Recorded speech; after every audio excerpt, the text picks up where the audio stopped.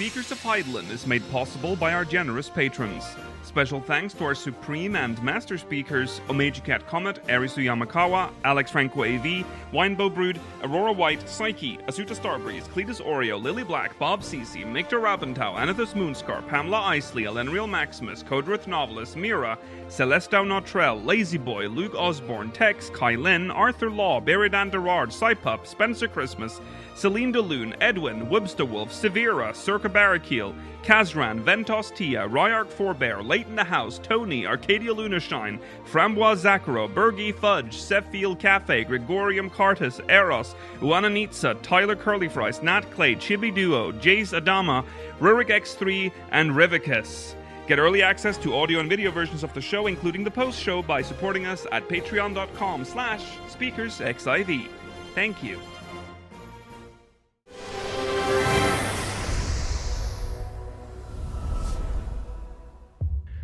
Good evening, Aorcians. Welcome to Speakers of Eidolon, episode 484. I'm Lukiel Bravestone, and I'm joined today by Georgi Wiston, Mela Vanadar, and Rollo Des. Hello. It is the last episode of 2025, December the 20th.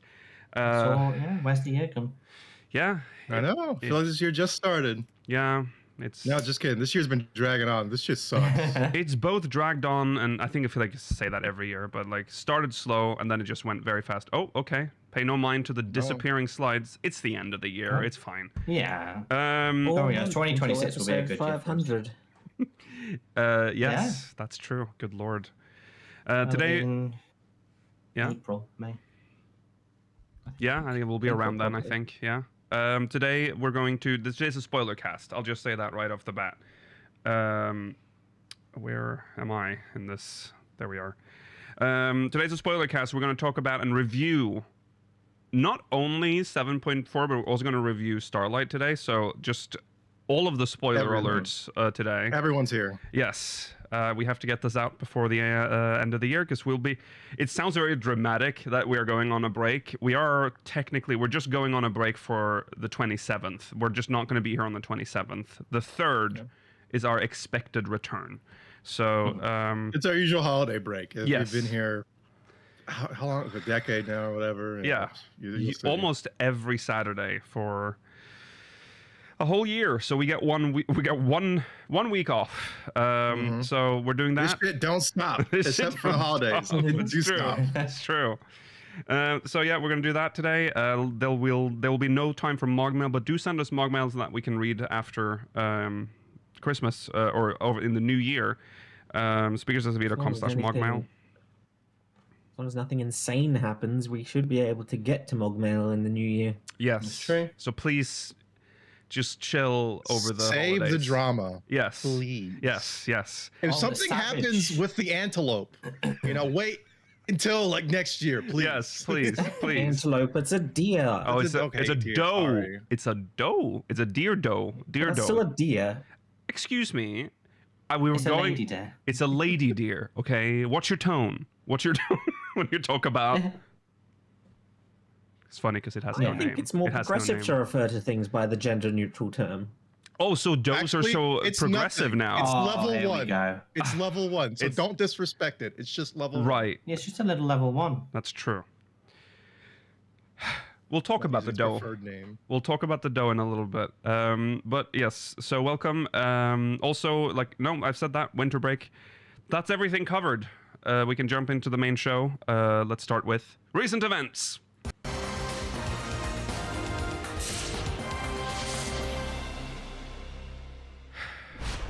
Okay. Well, we'll just jump right into Starlight because that has happened. It has. Well, it is still happening. Ooh, I'm having some noise on the audio chat. Whatever. It's the end of the year. Everything's falling apart. That's fine. Yeah, we'll be a little sloppy. Yeah, it's fine. The 2025 edition of Starlight went live. Thursday or the day after patch. Day after patch, so Wednesday, and it like we teased before when we were reading the Lodestone post. it's all about Kinderpunsch. And that's Kinder Punch in the traditional German Christmas market. Yes, Yeah. yes. That's like a German thing in the first place, right? Or It like really, mainland they're mostly known for it. Well, Glühwein, Yes. yeah. Yeah. I feel like what we ended up making for the other city-states during this event don't really qualify as Kinderpunsch, but maybe I'm just not educated enough into what it is. They're just new types of hot alcohol-free beverage for the winter tidings. I've definitely had a kind of, well, we call it glug in Norwegian, but like I've definitely had a variant that has had like citrus and stuff in it. Like there's always like a base, and then you could like add nice things in.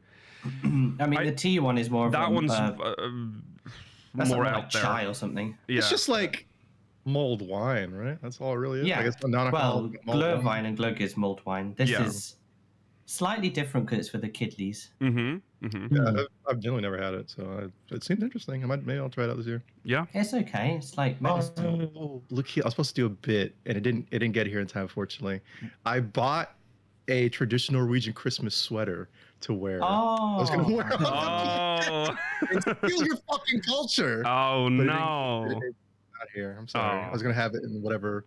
Maybe find some glug. I see. Well, you could save it for next year. Next Christmas, you'll A bunad. That's sort of a bunad. You A ordered. bunad? There's no way you got a Actual bunad. bunad? That would be very funny. No, you didn't. There's no way you got a bunad. That would be very expensive. It's not It's authentic. not a I'll tell you that. Oh, it's a oh my god, so it's even more offensive. This feels like it's gonna have like rough one. colors from like 7 different regions or something. Oh no! I don't know about Oh that. no. We did do a whole story about how this was cultural appropriation when 14 did it. Yeah. Well, did they add? No, that's the Sami thing. That's the song. I don't know if they added bunads to the game yet. Well, No, they didn't. Well, it would be the same. Yes. It would be the same. Yeah, but it's funny because it's Norwegian. I got permission. From You him just have, now, of course. Oh, okay. Of course. I would not be offended by that. I would laugh.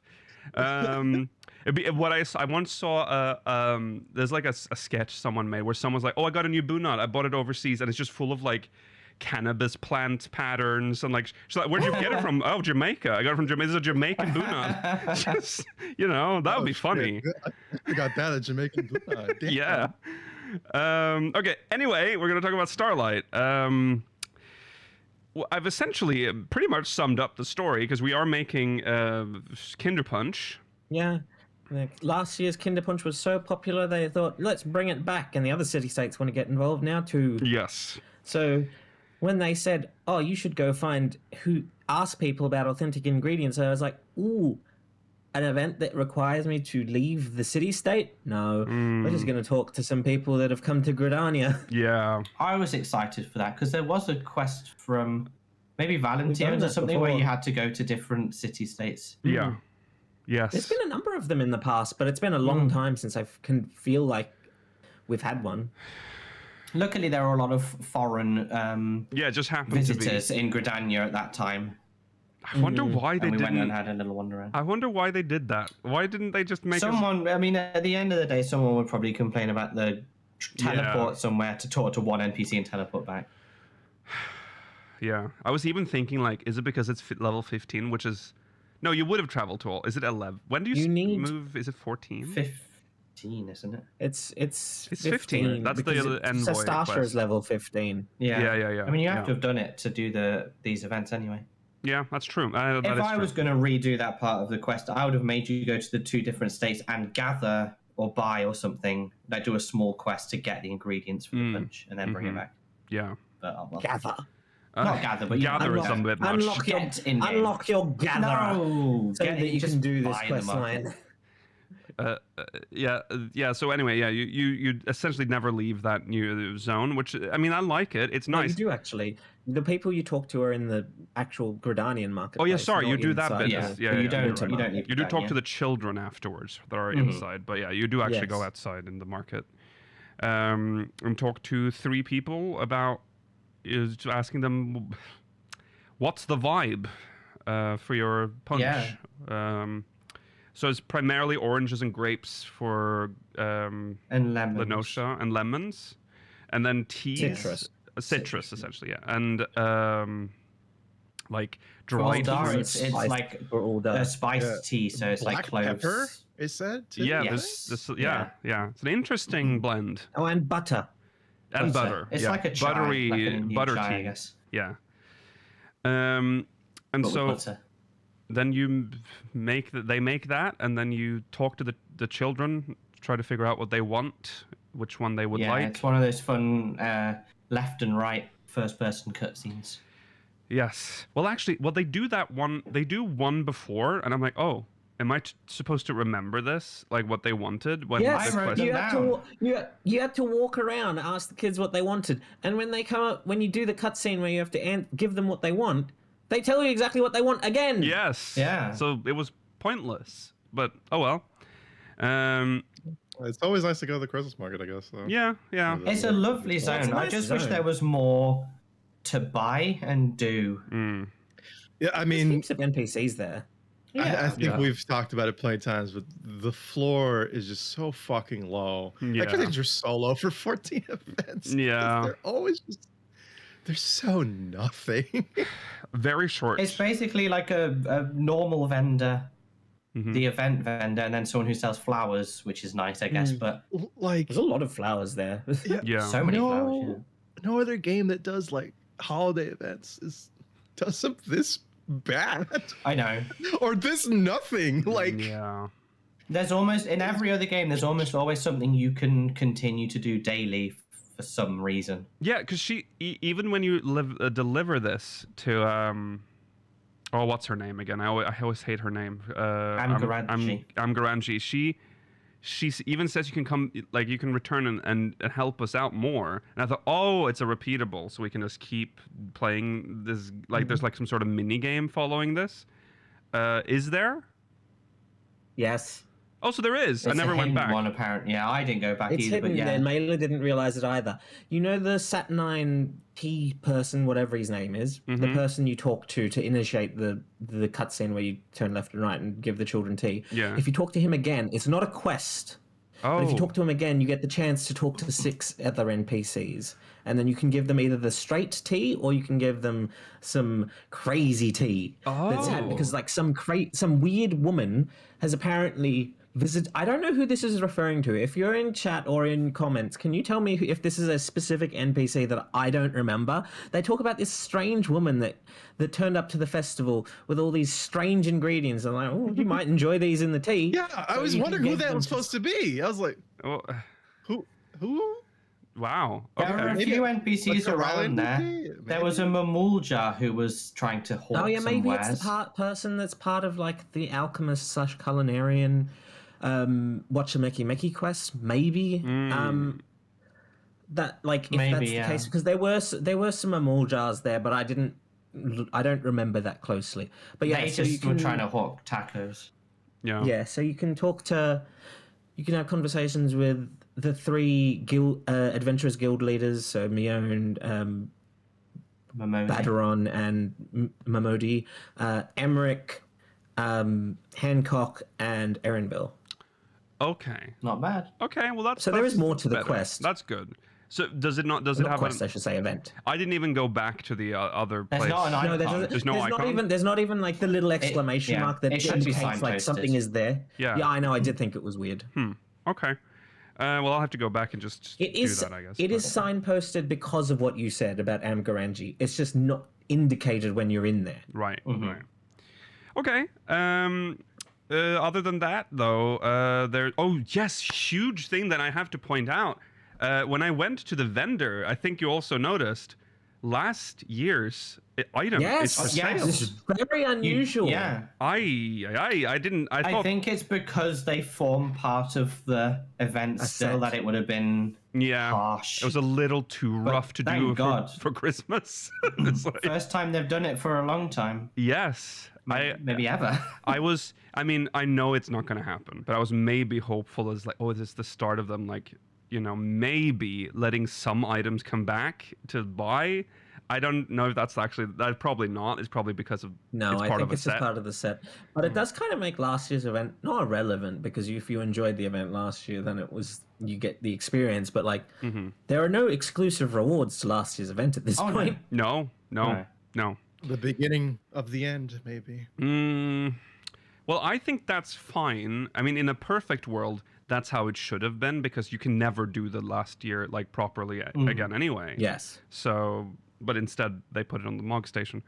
But yeah, so that was a nice surprise, a little Christmas present, I guess. Yes, Chad is correct. Last year's also gave you the barding that had the chocobo that had the Oh, that's true. And an orchestrion roll. the portable. Oh yeah, for the zone. Winter's warm bows. Yeah, so yeah. there's a couple things. Still. There's a few things, yeah. I thought you could buy that again this year, but maybe I'm misremembering. I think you can buy it on the Mog Station. I was so blinded by just seeing the repeat of that item that I didn't. I thought, yeah, really, I thought the orchestrion roll was still there. Maybe. No, I think that's just the housing. No, Winter's warm bows roll is on the online store as well as the Okay, well, barding. we'll talk about that next anyway. Yeah, yeah. So let's talk about. Oh, before we quickly do that, there's still one more thing available in game that is not signposted anywhere. It wasn't in the patch notes. It's not mentioned on the event page. It's the exclusive Winter Orchestrion roll for the 11 crossover. Yes. You need to go and do Sandoria, Juno, whichever one. Yeah, and then if you have any of those scrapped orchestrion rolls, you can trade them in for the winter theme, the Starlight theme, or whatever the event was called in 11, Starlight. and get that song. That's Really? nice. Oh, well, that's Completely And- super secret for and some reason. And it even says when you go into the orchestrion log. I know, Lakil, you don't understand what this is. I don't know what that is. But there's under the conditions for it, like it always, for every song, even the ones you don't have, it will tell you how you unlock them. It even specifically says limited time only. Oh. Oh, do so it- go do it get now, that. I guys. need to sort that out. So I need to get that. Yeah, that's why I said yesterday. You probably forgot or weren't paying attention that I said we there's a reason for us to do Juno and Sandoria right now. Mm-hmm. I had no idea this was a thing. But yeah, horrible, isn't it? I Yeah. don't like it. did you but- actually specifically say that this? Did I just not pay? I clearly didn't pay attention, you did, as yeah. usual. Okay. Yeah. What do you think about the rewards? The rewards were the punch They're not that good. housing but they're item. Okay. I mean, the design all on the the emotes. cups. Mine. An emote. It's cool. Yeah. The emotes. So yeah, you get The emotes are technically, depending on your perspective, 1, 2, 3, or 6 emotes. Very generous to say 6, but yes. Yeah, the designs on the cups are very high quality. They're beautiful. They're nice. They're really nice. I don't like typing laments and gulp. I think that's a little. I don't know. Man. We've all been there. We all don't. We've all been there. Gulp. I think I always saw laments and gulp, and then there's the other one. It's the sip. Yeah, Yeah, is it gulp just and sip. gulp and sip? I think Yeah. Sip is Yeah. 1 and gulp is perpetual. Yeah. I mean, they're really nice emotes, but they are just. I mean, it's an emote that we already have, just with a different object. Yes. Is it? We have, because I feel like the face. Is it not they the same make as sip after- tea? And No, stuff? because I Sip tea feel is like the different face they Oh. the face they make after they drink it. It's really uncanny. It was really uncanny to me that I didn't like, and I feel like I would have noticed that before. That in may the be other true, sip yeah. emotes. It might have a different emotion afterwards, but the actions about the same. Yeah. That's true. Well, there was nothing. No, it's just the cups essentially and the emote. Yeah. And the stacks of cups. Yes. And compared to last year when we got the It Gridonian was one, the same event, which wasn't now it? in a way kind of fucks up the set a little bit, because the original Kinder Punch is just called that. It doesn't have Gridonian Well, like because the that's for others. Starlight. No, it doesn't. Yeah. Mm. Because it was originally made for Starlight, which is a Gridanian festival. Yes. Yeah. Hey, Emmerich's stopped by. Yeah. That's true. Sure. Emmerich's doing. he's the He's busy doing a cultural revolution right now in Ishgard. So It's true. no more. Emmerich was of the NPCs you can serve T2. He's the only one that was dressed in the Saint of Nymea outfit. All the others were just Aw. dressed how they normally dress. Oh, okay. Good on him. There you go. I mean, I don't think we can say it did anything revolutionary No. compared to last I don't year. think it's better than last year, because we didn't. The zone is the same as last year, so I can't compliment it for that. But like, I like the additional thing at the end. I like any event that gives me the chance to just talk to NPCs like that, rather than just having them as background flavor. Yeah. Yeah. I mean, I'd probably give it like a D. I mean, no higher than a C. I would have said C probably. Yeah, this is. Yeah, I'll join a C. It's inoffensive. Yeah. Yeah. It's all I can ask now top of for the board. events. Yeah. D is when events start to upset me. This didn't upset me. No, it was just whatever. Right. But they need to. There's more to this quest, to this event, than what you're presented with originally. Like, it's the fact that they didn't add an icon or something, or like they should have. Because when the NPC says you can come back in time, I just read that as like that's flavor text. Like that's just immersion. But there should have been like a when they do the like almost like out of character text. The black ones. Like you can return and do something to indicate that you should go back and like do more. But I pretty much always check whenever there's always a like event quest to do like, just unskippable cutscene, make decisions, things. I always assume when you go back, there's more to it. Yeah. Usually it feels like there is, not every time, but like for Valentine's Day, they had the same thing too, where you had a unskippable cutscene. It's just different NPCs coming. Yeah. So I just always try at this point, I guess. But it should label it. Yeah. Okay. Well, there you go. Starlight. Inoffensive, but Starbright. Oh yes, that's basic. Yeah, there are a surprising amount of NPCs in the background. Euless and the other Garlemald people from Garlemald are there. Oh yeah, he should not be allowed back in. I mean, they should not let him in there. No, you're not cool like that yet. No, I think enemy of the state. Also, that it has to be by quest progress, right? There's no. It is by quest progress. Yeah. Okay. There's no way that the level 15 was like in there. What's a Garlean like officer doing? Yeah. Just Xenos walks through. Well, that would have been weird regardless of Oh. level. Okay, yeah. So there goes Starlight. Also, one thing I noticed, very peculiar thing that they do. When you leave, if you go manually to exit the zone, you walk towards the exit glow thing, the interact thing. They still have zone barriers, which makes me wonder, like, they do. why didn't you just make them like real They barrier? do it on a lot of zones. It pisses me off. Yeah. It's the same for There's the so yacht annoying boy thing and stuff. Yeah. Well, there's another instance of a zone barrier that pops up in one of the MSQ locations that I'll mention later. Oh yes, I think I know what you mean. I'm pretty sure they have had ones where you walk through the barrier and then it will prompt you, do you want to leave or not? I'm sure that's an option like for the housing and stuff. So they've essentially they can do it. They've added two different systems like right on top of each other. It's very strange, but but only one of them seems to. I don't like it. Yeah, you can't approach the barrier anyway. So I don't. It's stupid. It's weird. Okay. So that's Starlight. Now on to a little palate cleanser before we. Yeah. Well, I don't know if this is shilling because we're gonna be a little critical here. I think, aren't we? Yeah, it's also where we expected the last year's items to be, and only some of them are here.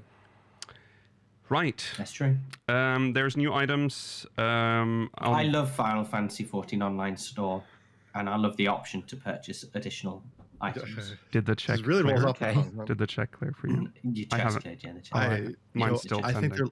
I think their last check bounced. Oh, okay. I sent mine in yen in the post. Oh, in yen? So I had to go to the Bureau d'Exchange. How do I declare that? How do I avoid declaring it? It's a bribe. Don't okay. See, they sent me the check, but like we don't use you can't use checks in Australia. Mine's cigarettes. Cigarettes. Just an envelope full of loose Lucky cigarettes in an Strikes. envelope. Yeah. Anyway, there are new items on the Mog Station. These are from the As promised. Neo-Fantasian. Fantasian Neo Dimension. Yeah, that's it. Yeah. That's it. That's the one. These are worth mentioning specifically because they're limited. Limited time. Limited time only. They're also As in to purchase, not to just own. And because they are to purchase, and because they are limited purchase, they have maximized profits by not including the hairstyle in the set, So you have to buy that separately. Is the hairstyle limited too?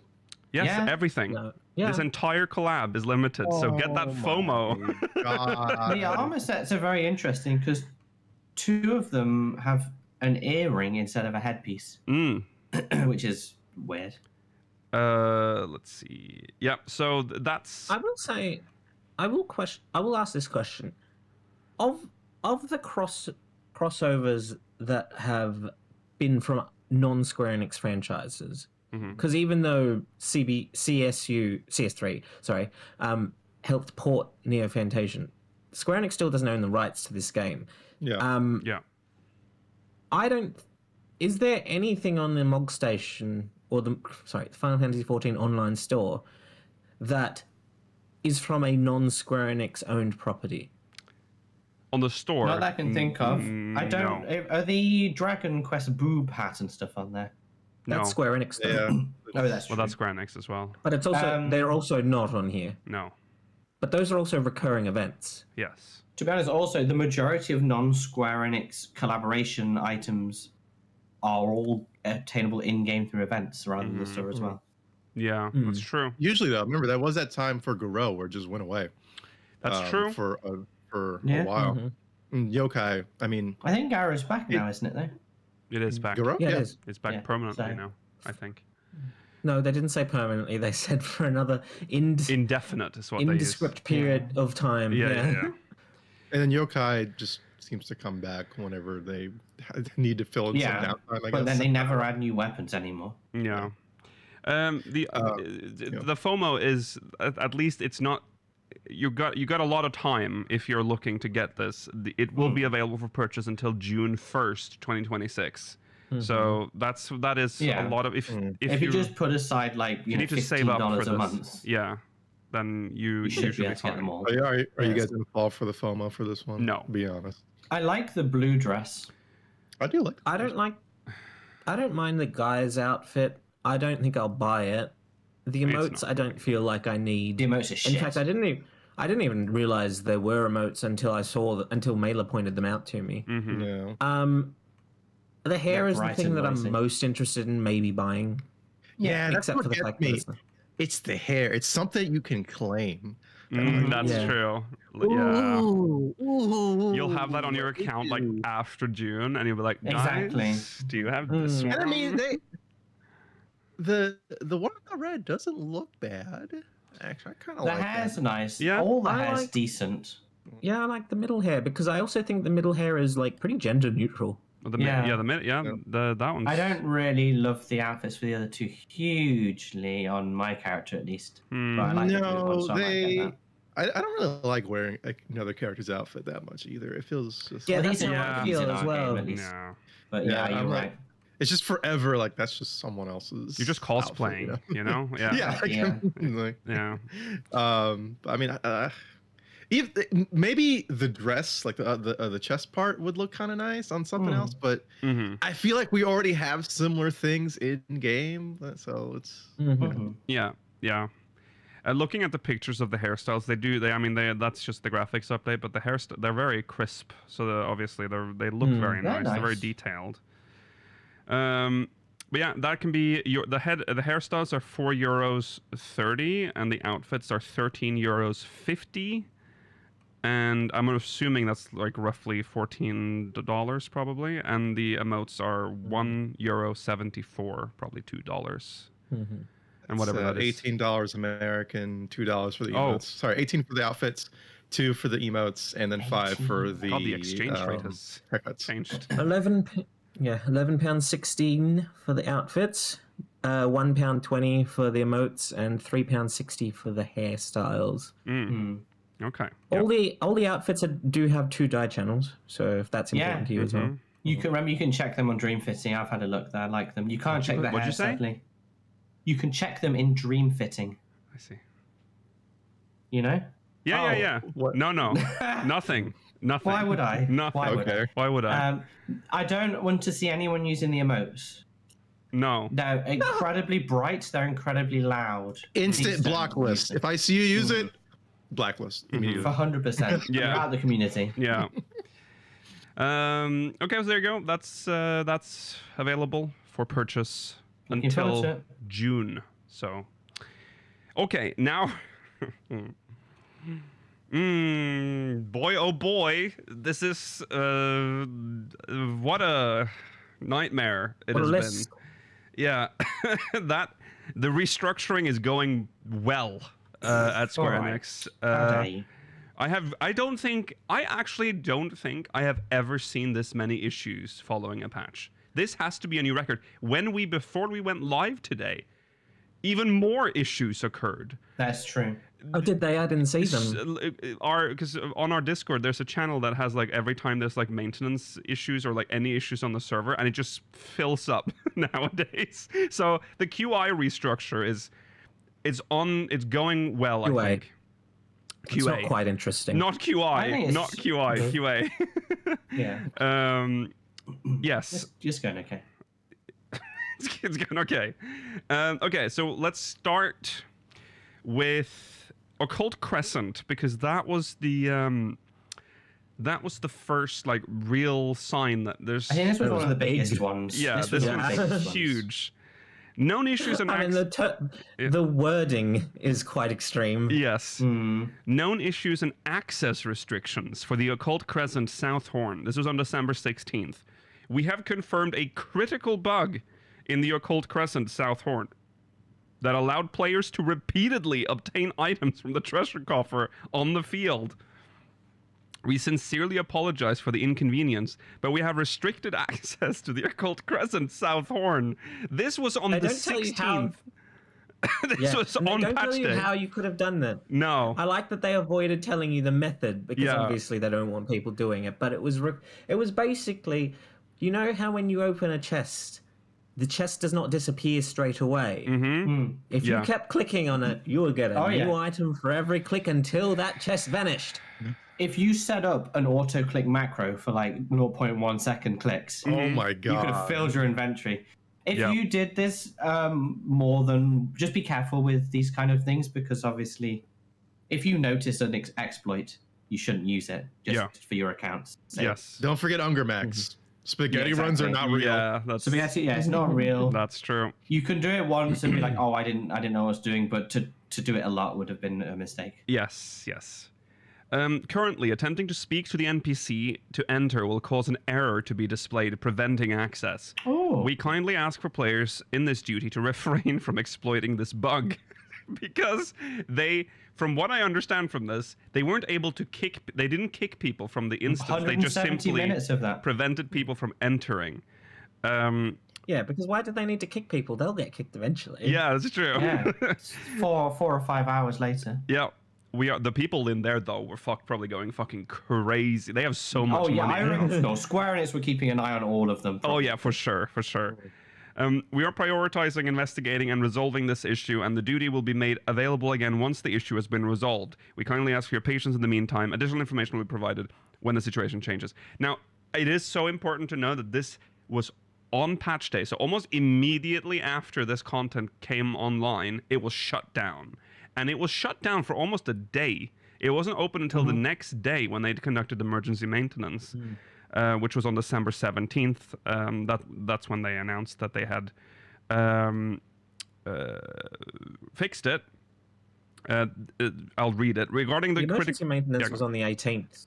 This was unrelated to the emergency maintenance. Right. Well, this says that they did an emergency maintenance on December 17th. Yeah, but that was just on the zone. Oh, that was just for the zone. Regarding the critical bug in the Occult Crescent South Horn that allowed players to repeatedly obtain items from the treasure coffer on the field, we have addressed the issue during the emergency maintenance conducted to the instanced servers on December 17th, 2025 at 8 a.m. till 8:15 a.m. GMT. Same time, the different time for Australia. We don't need the times for this. In addition, we have simultaneously lifted the lockdown. So that was Occult Crescent. Lockdown! That Yeah. takes me Yes. back. They knew how to handle it. Square Enix were quick on that, unlike Sweden. What a reference! What a reference! That's the first sign of something not being quite right with this patch. But then We get more.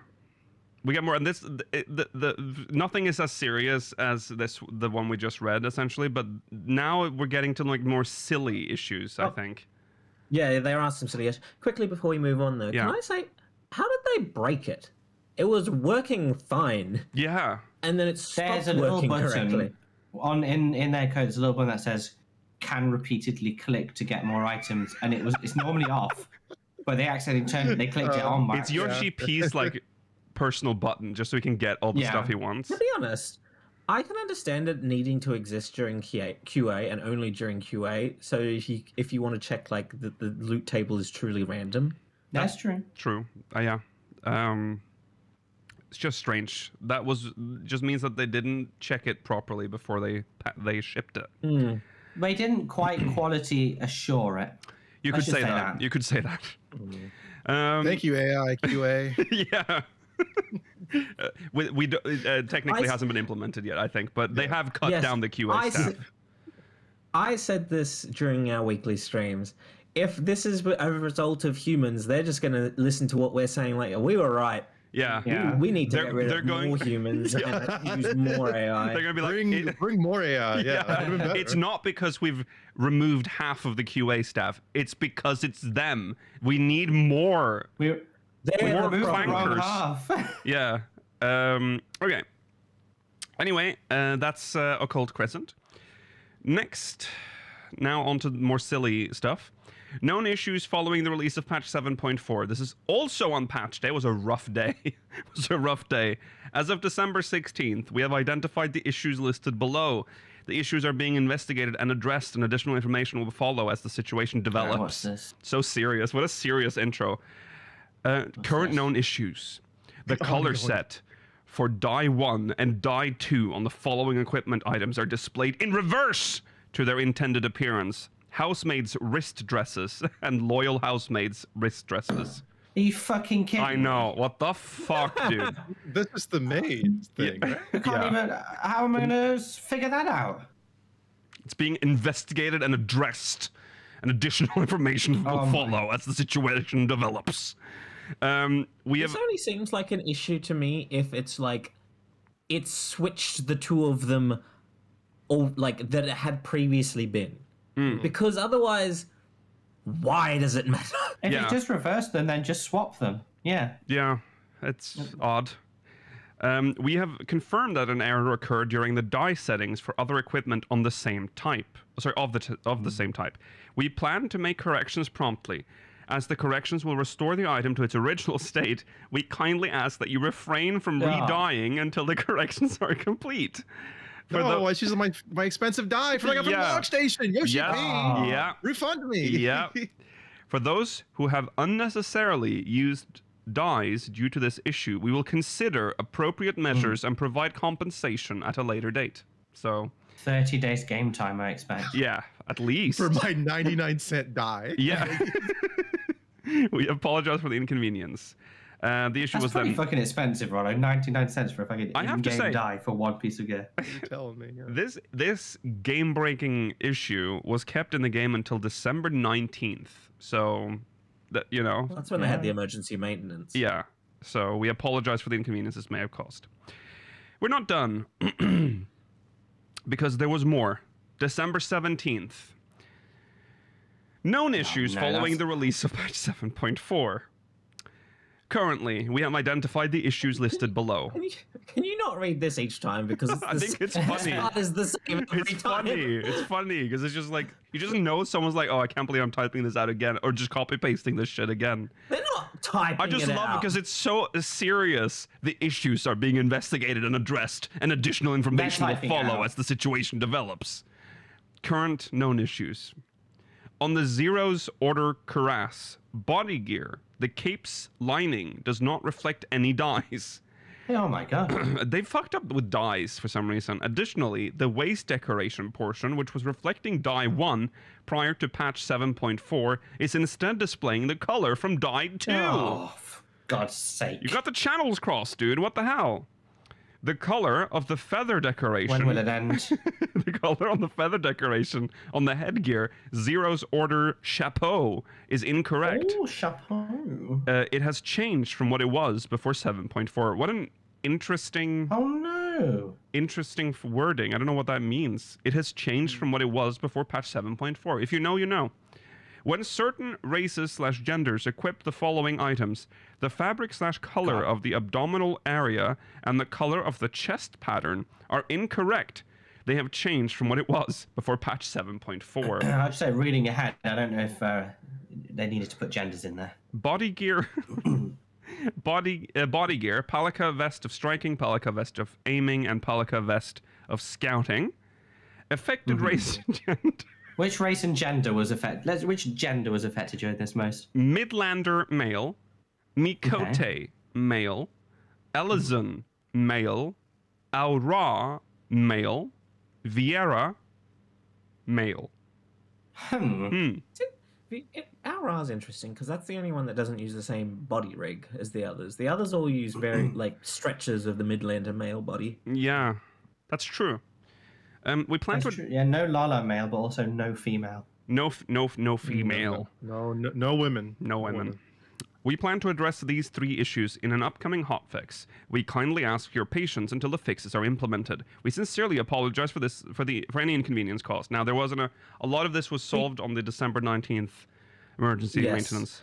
So which is these issues in regarding to like dye, I can sort of forgive more easily than the one that was Cold Crescent and 100%, some of the other ones as well. Because like if you're in QA, unless you're like a European who's obsessed with glamour, you're not going to look at one, you know, I would hope it's not a requirement of their QA team. Look through every single dyeable outfit in this game and tell us if they've changed. Because these are the kinds of things that the player base will pick up because they're the ones that truly care about this and will notice it. That's true. Like It's more impressive to me that it was picked up on patch day that this had been broken. Yes. Oh, because people, glamour is the true end game, especially in this in a glamour patch where they've unlocked all glamour. That's people true. are gonna notice. Yeah. But like, we got some Palika freaks out there.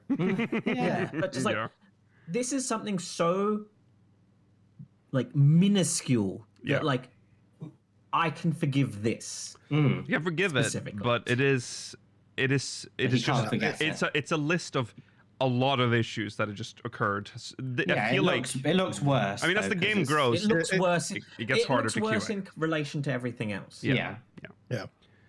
Okay, don't worry. When the AI takes over, they'll sort it all out. Yeah. I mean, soon the AI will just play the game for you, man. Like, it'll be free. Yeah. Known issues following the release of patch 7.4. There's more because they're like, oh god, December 17th. They're like, okay, well now we've definitely covered it all. The light blinks. New messaging coming. As of December 18th, 2025. Oh no. We have identified the issues listed below. These are currently being investigated and addressed. You find this much funnier than you should. And additional information will follow as the situation develops. Current known issues. During a group post, the client may freeze when taking a photo in portrait mode under specific conditions. Windows and Mac version only. Upon investigation, this issue may occur when taking a photo in portrait mode without having remove aspect ratio limits checked on while the system configuration resolution is set to a widescreen format wider than 16:9.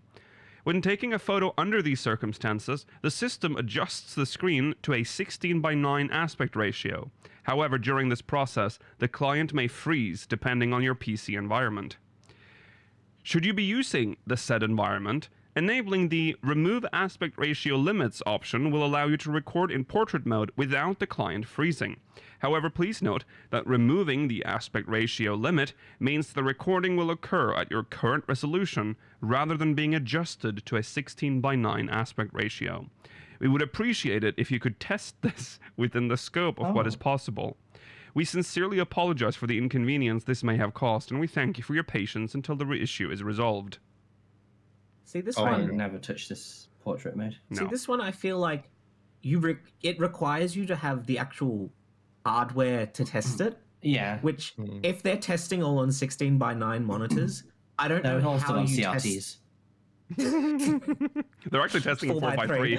Yeah. Like, I don't know how you test this without the equipment. And like, are they specifically buying?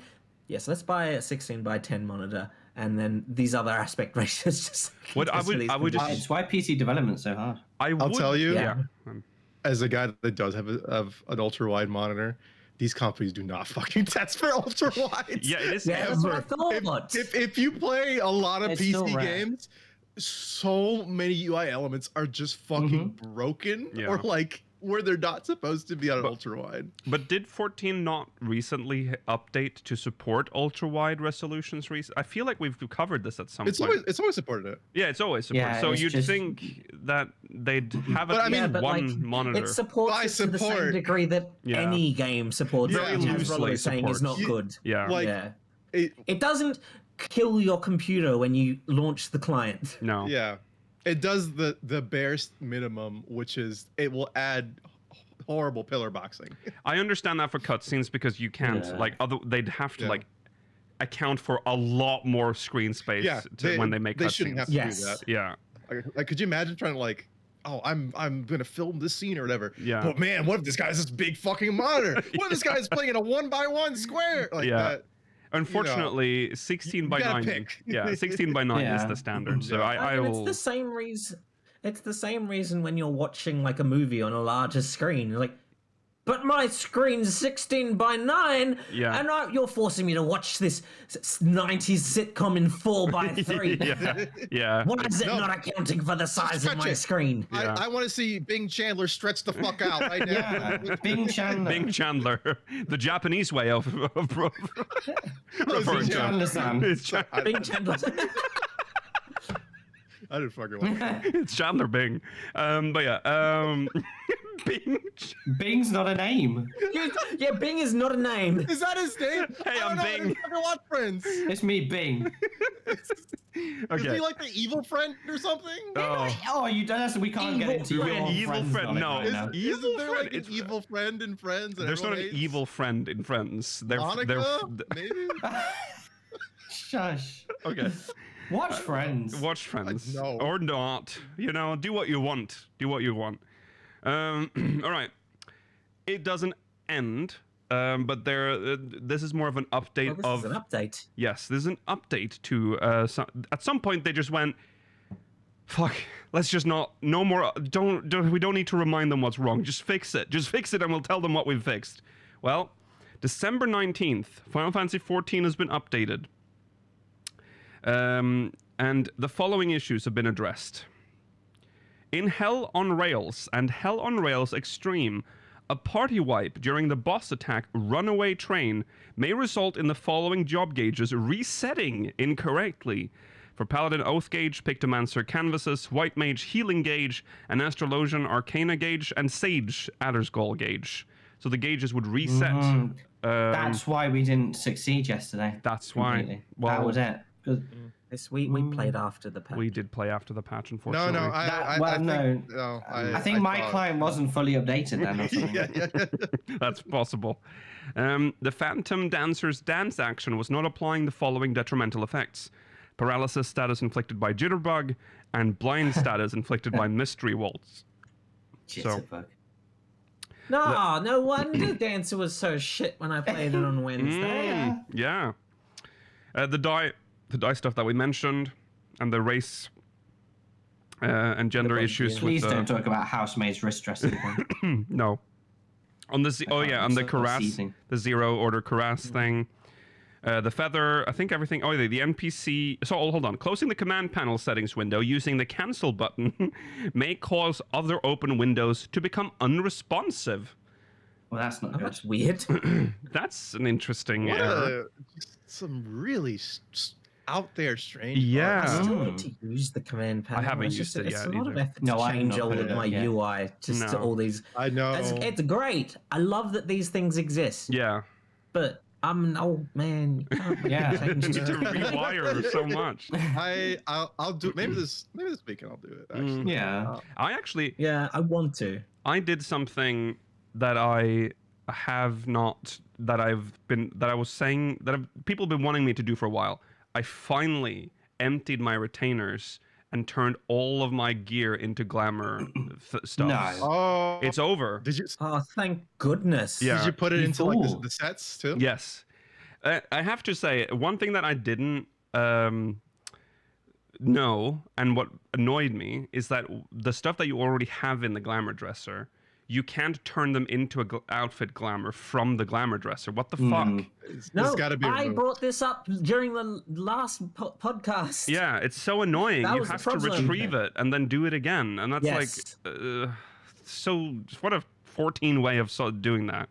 But yeah, so I did that. That's I yeah. did the same thing actually, and I took some numbers down on it because I was just so curious. So, what the limit is 800 now, I think, for the glamour dresser Yeah. in terms of items, right? Yeah. And then of course sets count as just one. Mhm. I started off because this last weekend, or not, whatever, or after the patch, I went through all the items too, and I condensed everything, and I turned everything I had into glamours that I forgot to as well. I went from about 670 of like shut up. Yeah, about that much to I like I said, I turned everything in collections as I could, and it went down to about 370. And I was like, It's really good. Damn. Yeah.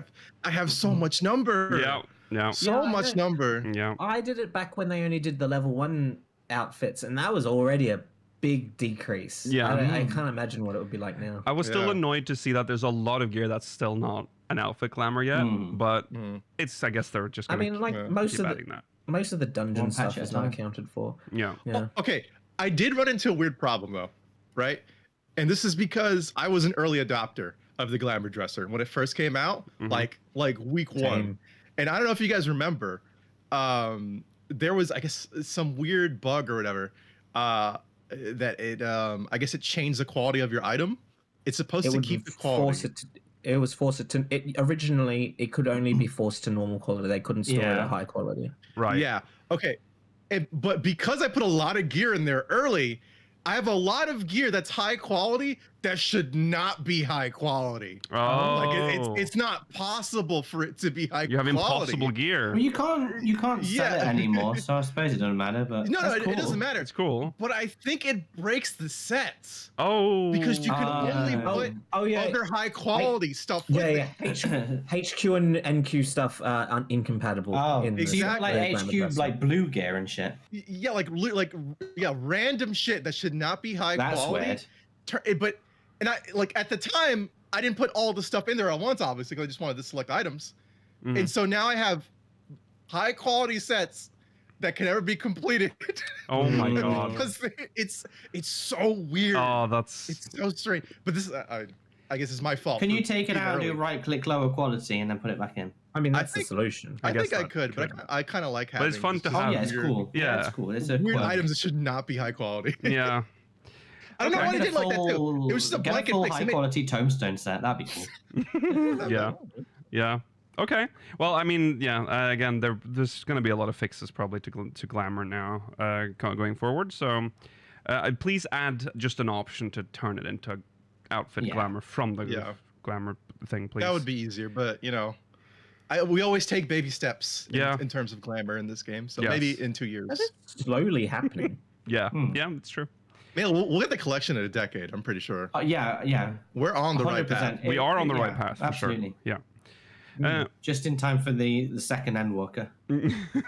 Yeah. Okay, the NPC, we're still not done with the list of things they fixed. The NPC Leflada's name in Sinus Ardorum was displayed in Japanese instead of English. How the hell am I meant to read that? What do you mean? Like, this suggests that it was in English before, and you switched it to Japanese. Yeah. Sinus Ardorum is not new. No. I don't know two how patches that old how at did that this point. happen. Again, strange. And then a silly thing here. Extreme was missing from the description text of the achievement and Orchestrion role obtained in Hell on Rails Extreme. So, Whatever. I won't want It's a that. text error. Yeah. Text errors happen all the time. yes. A lot of times during tooltips, early on in expansions, remember, you will always see random Japanese text That's true. if you do mouse over on some random tooltips. Yep. I think Japanese text being left in the English client is more egregious than when like a word is missing. Yeah. It's much more noticeable when the alphabet does not match the rest of the alphabet that you're seeing. Yeah. Can't read this. Okay.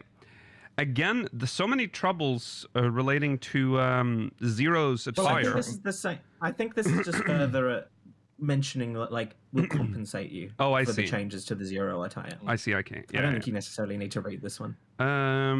No, it says it's funny because it's the headline is color corrections for the Zero attire sold in online store, and then it says some colors of the Zero's attire sold on the online store were incorrect. It wasn't clear to me that was sold. I forgot that was an online store thing. That makes it a little more serious, I guess. But yeah, so they have corrected it to match the original colors of the costume worn by Zero in game prior to patch 7.4. So between 7.3 and 7.4, they made some sort of adjustment to that gear that made it change color. Okay, sure. They've been meddling. They've been doing something with dyes this patch. So. Was it because they added the two dye channels? Oh, he didn't have two know. before. Maybe that's what they did. Yeah, they added I don't know. I'm just speculating. I've never. Yeah. Okay, and now one that I think is quite serious, maybe. Automatic disbandment of Crossworld Link Shell /PvP team /Fellowship in NA data center worlds. This is from December 19th. We have confirmed it's unresolved as of now. Yes. We have confirmed that some Crossworld Link Shells, PvP teams, and fellowships, in NA data center worlds have been automatically disbanded. Details are currently under investigation, but it is believed this issue occurred due to a database server problem during maintenance on Tuesday, December 16th, 2025. This led to certain Crossworld Link Shells, PvP teams, and fellowships being mistakenly recognized as having no members, triggering the automatic disband process for groups with no members.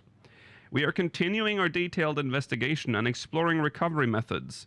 We will provide an update as soon as there is any progress. There is none as of the recording of this episode. Remember, guys, if they can mistakenly do this to the Fellowship database, they can do this to your character. I have a feeling that character data is back. Your character might be else. disbanded. I don't think they'd be that loose. I feel, but it is strange that they don't have a backup for this as well, actually. But don't worry, the Guru Gobblers is still formed. I mean, this is just for NA, and it's scary because there's there's nothing you could have done to prevent this. This just happened during maintenance. They made a fuck up there. So.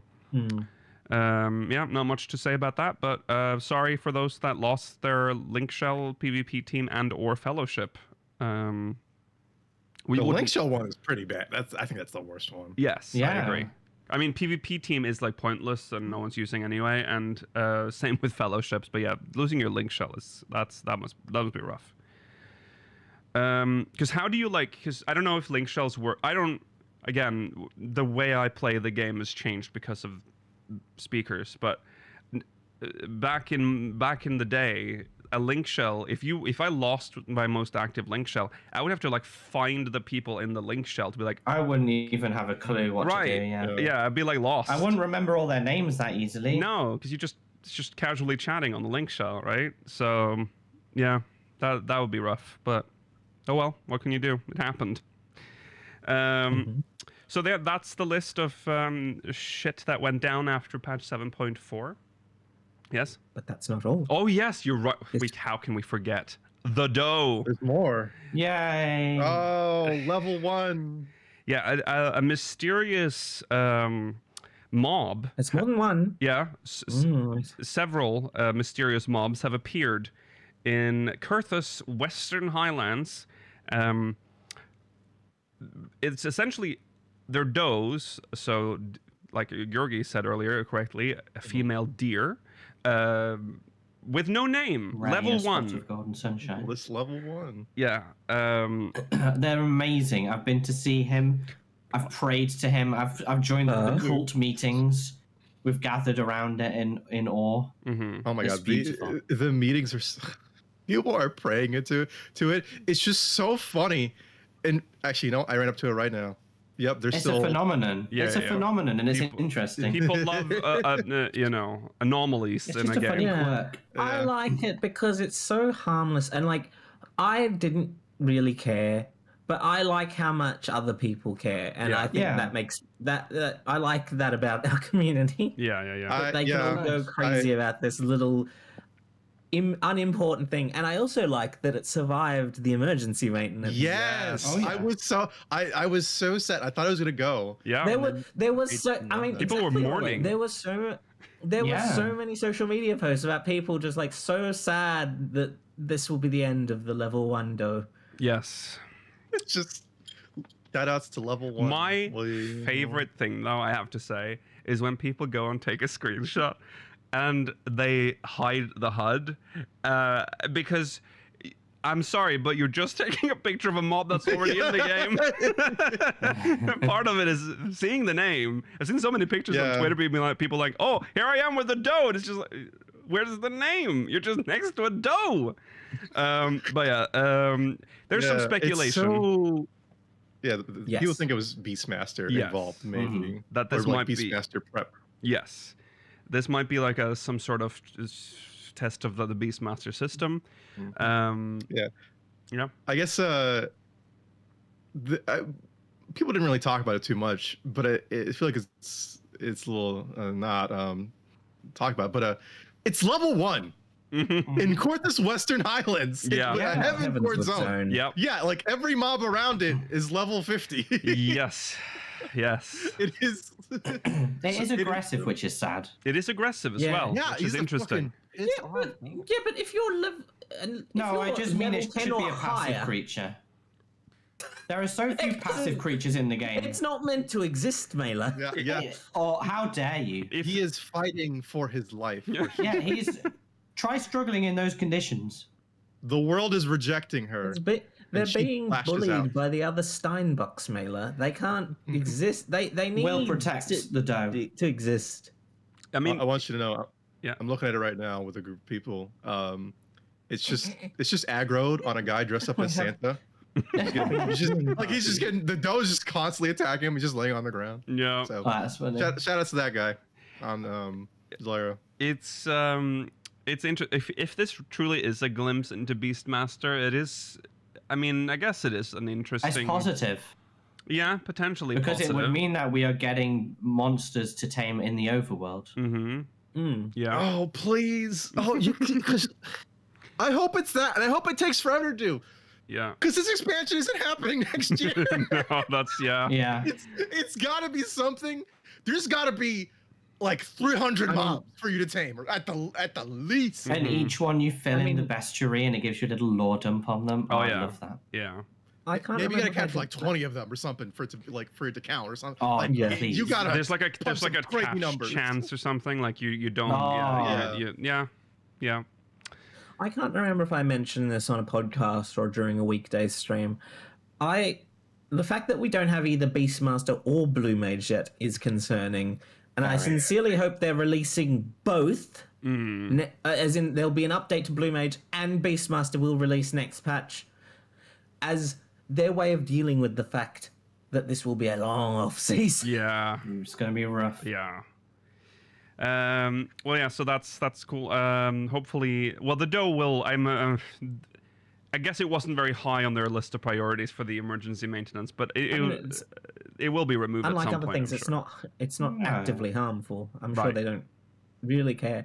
And I mean, even the social media team tweeted about it, so they're fine with it. Yeah. But they did also do that with Shiny Rock. I remember that. That was In Gridania. Yeah. Shiny Rock and Gridania. Oh. The smooth Nice. rocks. Rocks, they were nice. Yeah, I like smooth rocks. I mean, I'm Yeah. like, it's hard to make the smooth rock into merch. I suspect they're going to do something about this Oh, with yeah. their merchandise in the same way they did with the Squapes. Yes. Yeah, I hope this becomes new Squapes. I mean, Squapes was way more prominent. Yeah. But this is, I don't know. Well, the game doesn't direct you to this. This was a This is community just- found this existence. is folklore. Yeah. I mean, I it's just cool. like the most aggressive It is level one. folklore. Yeah, it is folklore. This is the kind of thing I really like in an MMO. This is the That's good nice. thing about QA falling apart is that we are Exactly. getting more Yeah, of we this. get level 1. Yes. Yeah. Yes. I love going to Curtis Western Highlands to look at Like, it's just so nice to see. I mean, it's also nice to see that we've talked about this model before. Actually, I don't like the doe because it has a neck that looks like it's like flat, like a flat wide neck, like just goes up into a tiny head. Strange shape. Something about this like type of body of animal, Square Enix just constantly. I don't know. Something's like it's just like horses. I hate the horses in this game so fucking much. They're so evil and sinewy. Yeah, they're the most evil horses I've ever seen in my beautiful stallions. Real horses are quite sinewy as well, but they're covered in like real fur, whereas our horses are kind of like leathery. They're like shrink wrapped horses. Yeah, I hate it. So much. Yeah. The doe is not as shrink wrapped, but it is a little uncanny. Yeah, I agree. But yeah, so enjoy it while you can. I guess I haven't gone and seen it. I feel no need to see it. I haven't either. So, but I appreciate the memes that are coming out of it. I don't got to. I love that. Can you put level 1 in the thumbnail? Maybe looking menacing. Level 1's absolutely getting in there. Oh yeah, for sure. Absolutely. Yeah, so there you go. Enjoy it while you can. It'll probably be removed at some point. Because you can't. If it's not? That'll be a weird move. Because they're essentially a broken mob. They're a broken mob. It's just one, right? It's not like a No, there's several. No, there's like 9 of them. There's a few, but they're all, I think, on their own. They're on their own, but yeah. So you can walk around and look for them all, you know, see all the constellation of doe.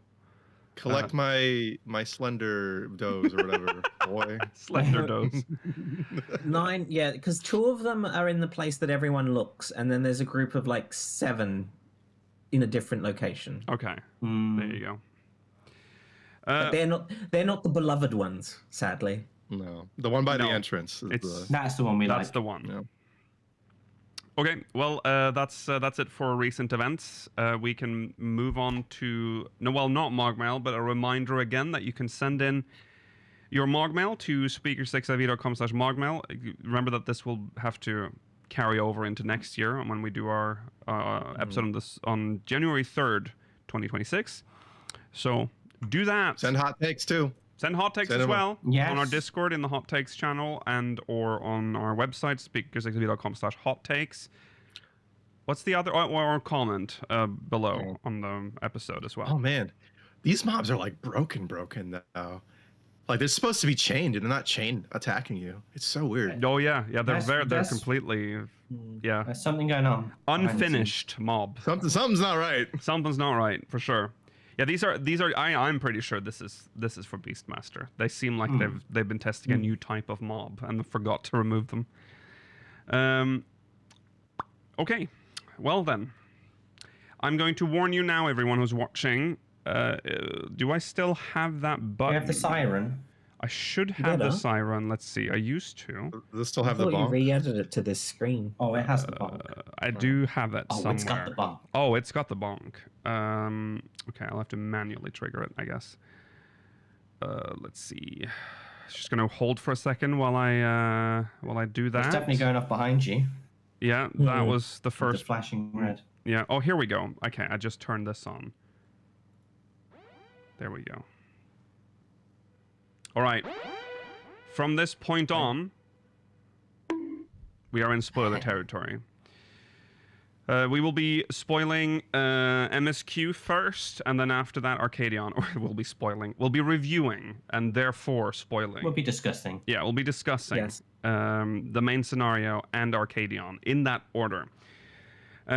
Before we get like fully into it, we can probably just get this out of the way first, and that is that Graha. Noticeable from the first cutscene. Yes. Graha sounded Which off. was interestingly voiced as well. Yes. The fact that the first cutscene was voiced is great. Yes. It threw me off because I'm used to slop, but they did good. Mm-hmm. Yes, as Lakil said. Yeah, something was not right with Graha. I felt, and my mind immediately went, he's been recast. I mean, it makes sense to me. I just didn't. I noticed that there was something weird there, but it just got more and more like I just thought it sounded enough like him that I was willing to say charting myself. I was going crazy because I'm like, did I forget what he sounds like? And I just don't know. Oh no, I noticed it from the start. Yeah, and I did at the start, but then as it progressed, I'm like, no, surely I'm just... No, but the thing is, as it progressed, I thought it started to sound more and more like the Graha I remember. Yeah. Really? I thought it was backwards. At first, I was like, this doesn't... Like, I kept hearing people say, oh, he sounds off. It sounded pretty, like, normal to me at first. Mm-hmm. But by the time we were in... what's the place called? The city? Treno. Yeah, like, when there was some more Treno cutscenes, I was like, oh... Sounds a little weird. But I still think it sounded like him. I think... Yeah. It just sounds like his voice was really, really edited, like kind of almost like tinny, you know, like like he recorded in like a really dingy place. He was not in the studio. If it's him, it was not in the studio. I mean, I wouldn't be surprised if he had to record it. Well, if it is still Jonathan Bailey, I wouldn't be surprised if he had to record it while he was touring for Wicked for Good. Combined with the fact that, like, if he's talking so much, there's a strong, like, I've seen people theorize that it's like a throat infection issue as well. Like, I think a lot of this though might also be people on copium as well, because there is a high chance that this has happened. But we don't know because there's no credits for me, I'd say stories. It sounded enough like him that I believe it is him until otherwise told. But if they have recast him, he sounded like it was such a decent enough performance that I don't mind the new person. I don't think they would hide it though. Like I think if there was like a major recast of a character, especially of Graha, they would come out and say it. They didn't really announce it when they recast everyone for Heavensward. That just sort of happened, and they didn't. Well, no one cared back then, so. Well, but they also didn't really make any announcements after Yugiri's second voice actor sadly was murdered and replaced with another voice actor. It was not really mentioned, or when Matoya's voice actor passed away and was replaced. They don't have a habit of saying any of that because it's in this case it would be bad, you know, because they've like lost like a big name. So I don't know if they would want to announce that in any way. But we have to wait until Matoya's voice actor did get a reference in game.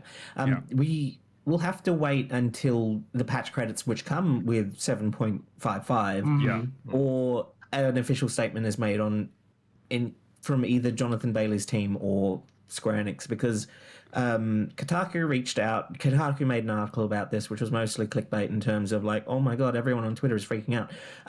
But they did, thankfully, reach out to Jonathan Bailey's team, who said we will not be responding to any news regarding Final Fantasy XIV or Jonathan Bailey voicing Graha Tia at this point. But my argument towards that in either direction is like, I don't think Jonathan Bailey has ever done any interviews regarding voicing Graha Tia. No. And he's just made comments about it himself. Yeah. Yes. That's kind of it. Yes. To him, it's though I feel like we made you, okay? Yeah, you can't leave it. We made you. He has always treated Graha sort of like as like a passion project thing that he's doing whenever. But he is a big star now. I mean, I think it's to the game's detriment that they're holding Graha Tia back, you know, just because they I don't think they are at this point. No. But if they got to that, like, what if? They have to line up their schedule to fit his. I think that would be a detriment if they did choose to do that. And so it makes sense to me that they would recast him at this point. He's also probably not cheap.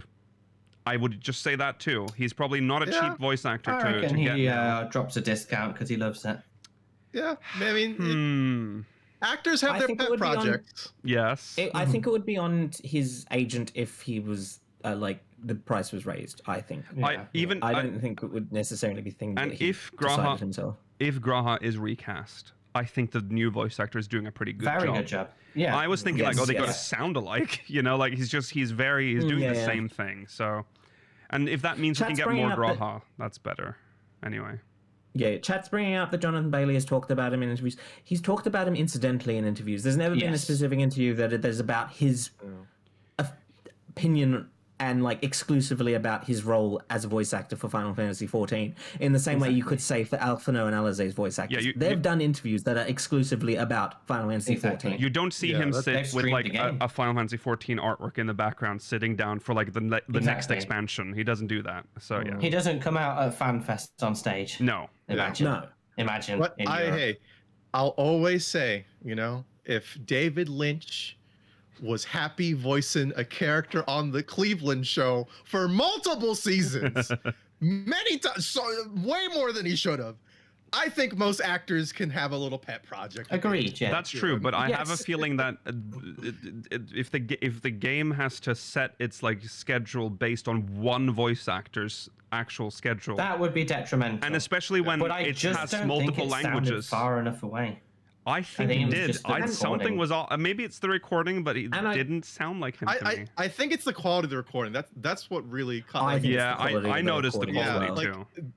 It's especially there was one bit in Treno where like Graha speaks and Stola speaks right after. It's a noticeable difference in quality. Yes, for sure. Or like there's definitely been some like weird post processing. Yeah. To his voice to make him sound a little better.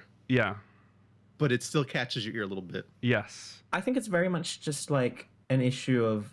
I mean, I don't think it would be a time. I don't think it would ever be a time thing because. Like even the other voice actors have talked about this, like Alphino's voice actor has talked about this, Colin Ryan. They're like, recording for Final Fantasy XIV, excluding, I guess, expansions, is normally a one-day job.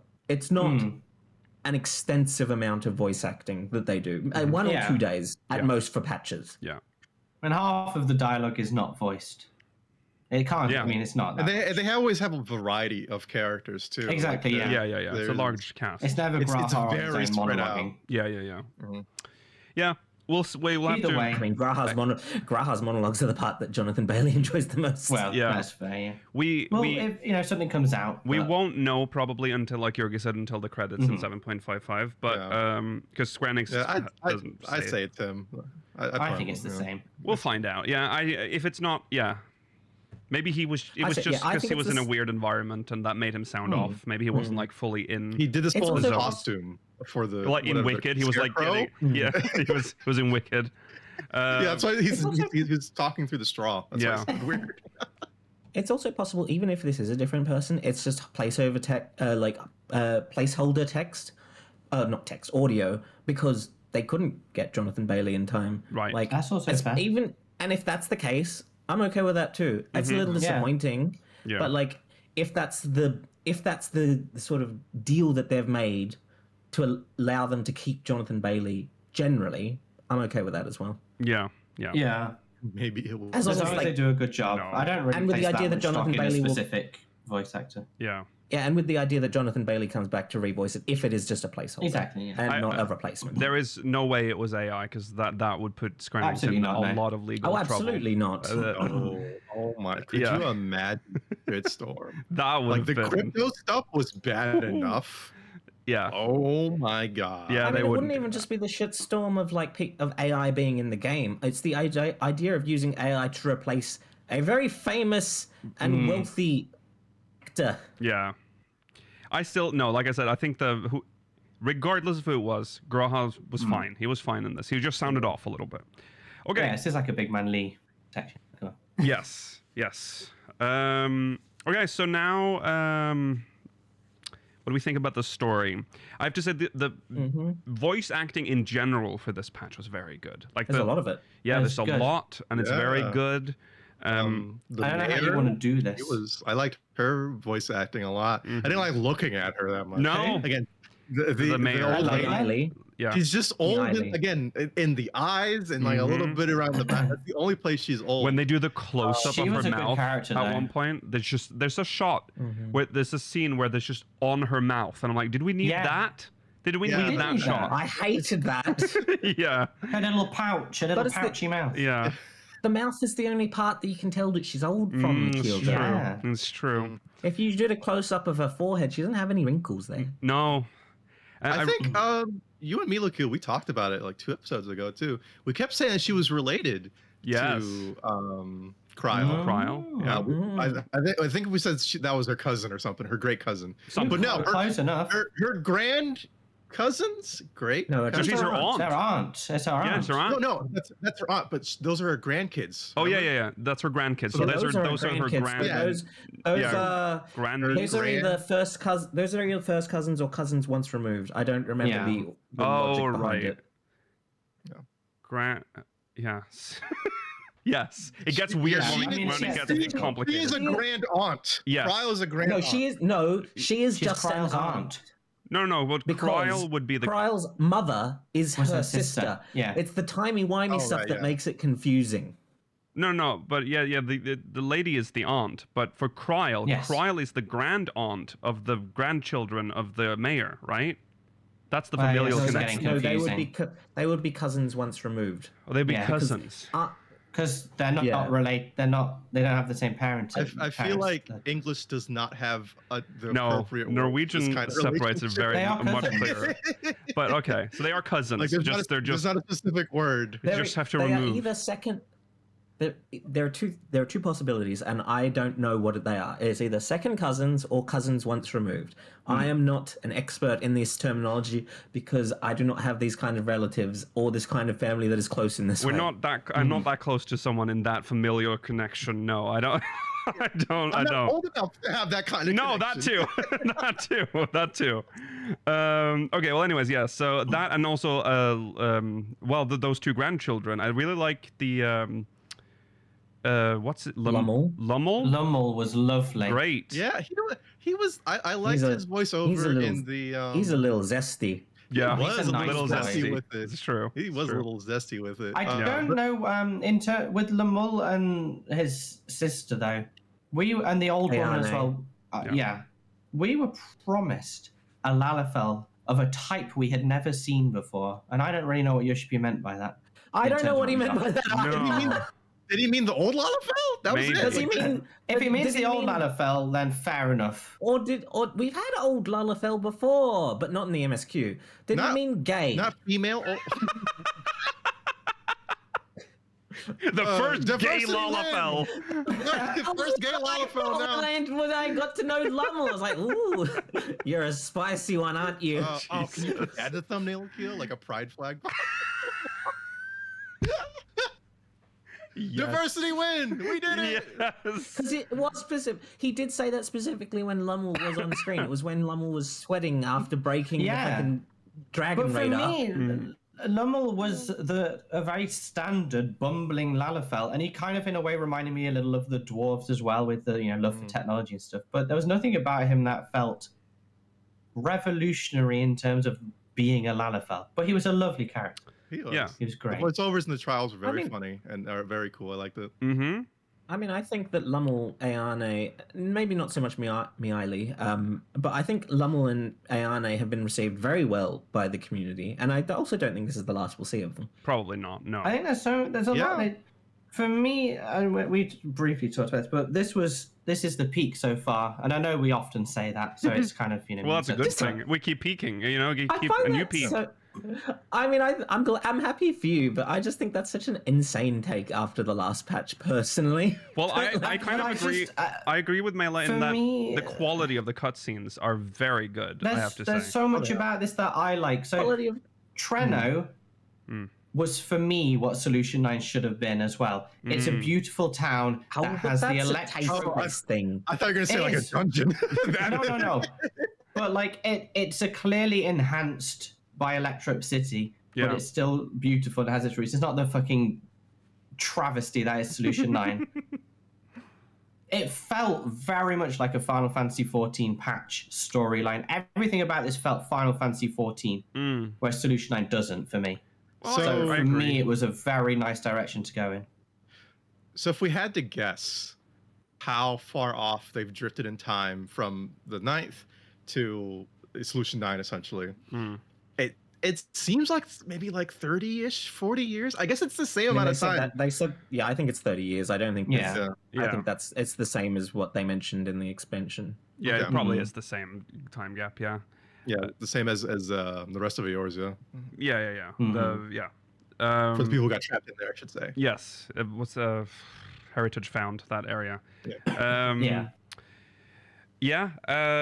Also, I will just to talk about the quality of the cutscenes, because there was a lot of just mocap stuff going on with every character. Very few recycled animations. It was very interesting how much effort they put into the cutscenes. And this is a trend that started I think it was last patch, when they started doing like more cinematography, like moving the camera more and like doing like J cuts. They start talking before the camera and stuff cuts. And all sorts. Yeah, lots of that. Which I appreciate. Yeah, J's and L's in there. That's right. Yeah. Yeah. I think the one instance that I noticed, and it wasn't even a human character that this was an issue. It was when we go to board the airship to go down from living memory. Yeah. I was like, you're cutting this so that you don't have to actually show a gangway. I was on thinking this that airship. too. Because I was getting excited, like, we're gonna see them, like, they're gonna open it and we're gonna see it's inside. gonna open for us. Yeah. I thought we'd at least seen the interior of it. An inside shot. But No. I think they fucked I up. understand why they didn't. Yeah. I think because if you remember in the the final dungeon of the expansion, what's it called? Like Meso Terminal or whatever. Yeah, Meso Terminal. Yeah. Is that the last one? Yeah. So if you see the ships, like the Queen's Fiend. Oh, like you mean that one? Thing? The actual after the yeah. expansion. You mean Alexandria? Yes, Alexandria. Yeah. Okay. If you see that, those ships are too small. They are. They are too small. The perspective was all off with the airship we boarded. It felt tiny when it was flying past, and then suddenly it was massive. And used it. Yeah. From the dungeon. Yeah. That's why I was excited. I'm like, they made a new model for this, so it'll open and we can look. No, they've just blown it up a little. It's a copy of the old one, which is made for size of ants. Yeah, yes. It's in lore. I mean, yes. I would also say, have we ever seen an airship internally in this game outside of like when they're only on top of the deck. Yeah, that's what I was thinking. Like even something as big as like the Agrius class airship, we only ever see from the outside. I'd love to see inside seeing one of them. inside there. That would be cool. That'd be amazing. Oh, we'll never I see think that. the biggest, in terms of airships we've seen internally, I think the only one I can think of is the Dalriada. Yeah. I guess so, yeah. That's true. And also Prima Vista, thank you, Chad. Yeah, the Eorzean ones are just like fucking just single deck, not just standing exposed with like no seating. What's wrong with that? Yeah, it's I've crazy. gotten the impression they have a below deck, but we're so cool we just stand on top the whole time. But even if you're standing on top, there's like there's barely railings. Like this is so But it's dangerous. only to go between city states. It's only like a half an hour journey, probably. Yeah. Gale force winds. Yeah, in the air. Better hope nothing that. They have protective crystals all around, probably. Yeah.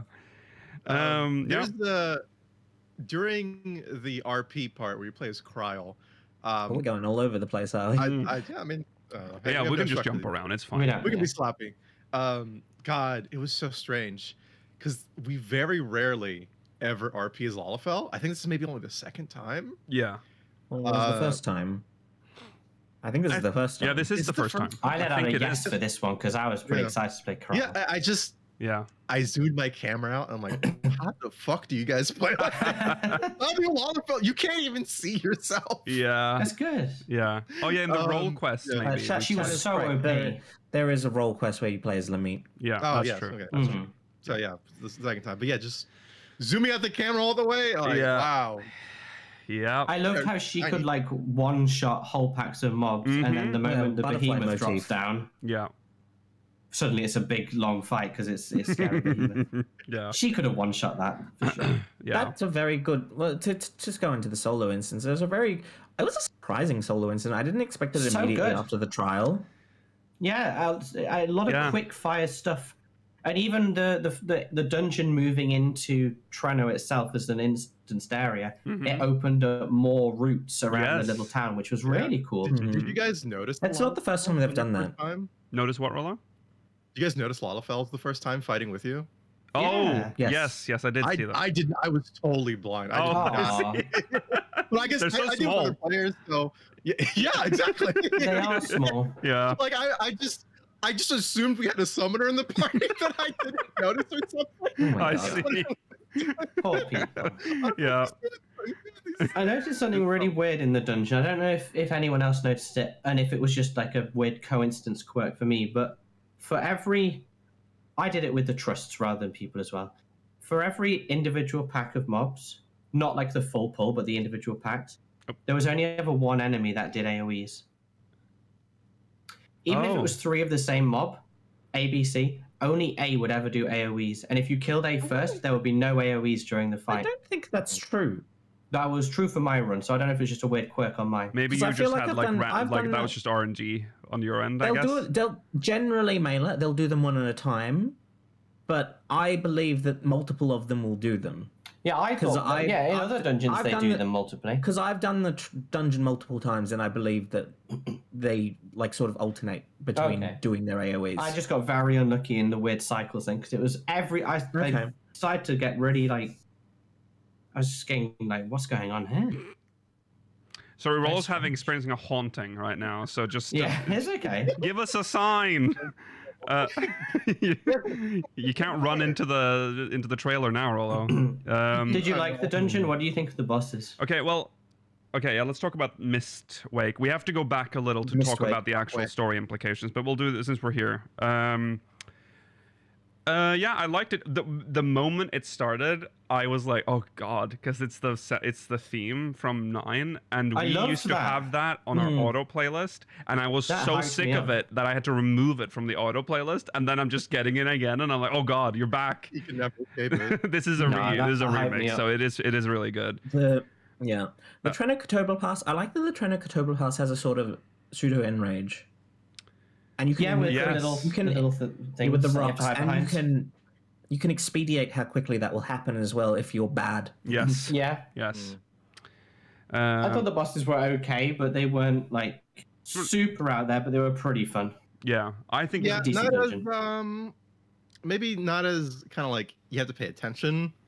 Except for the last fight. The only thing is that you just have a lot of AoEs, like a lot of light AoEs. Yeah. And they have some pretty tight spaces to fit in. Yeah. Oh, and of course, the FF9 victory theme. Very good. At the end, that was good. That was a good touch. Yeah, but for both the dungeon and the trial. I really liked that.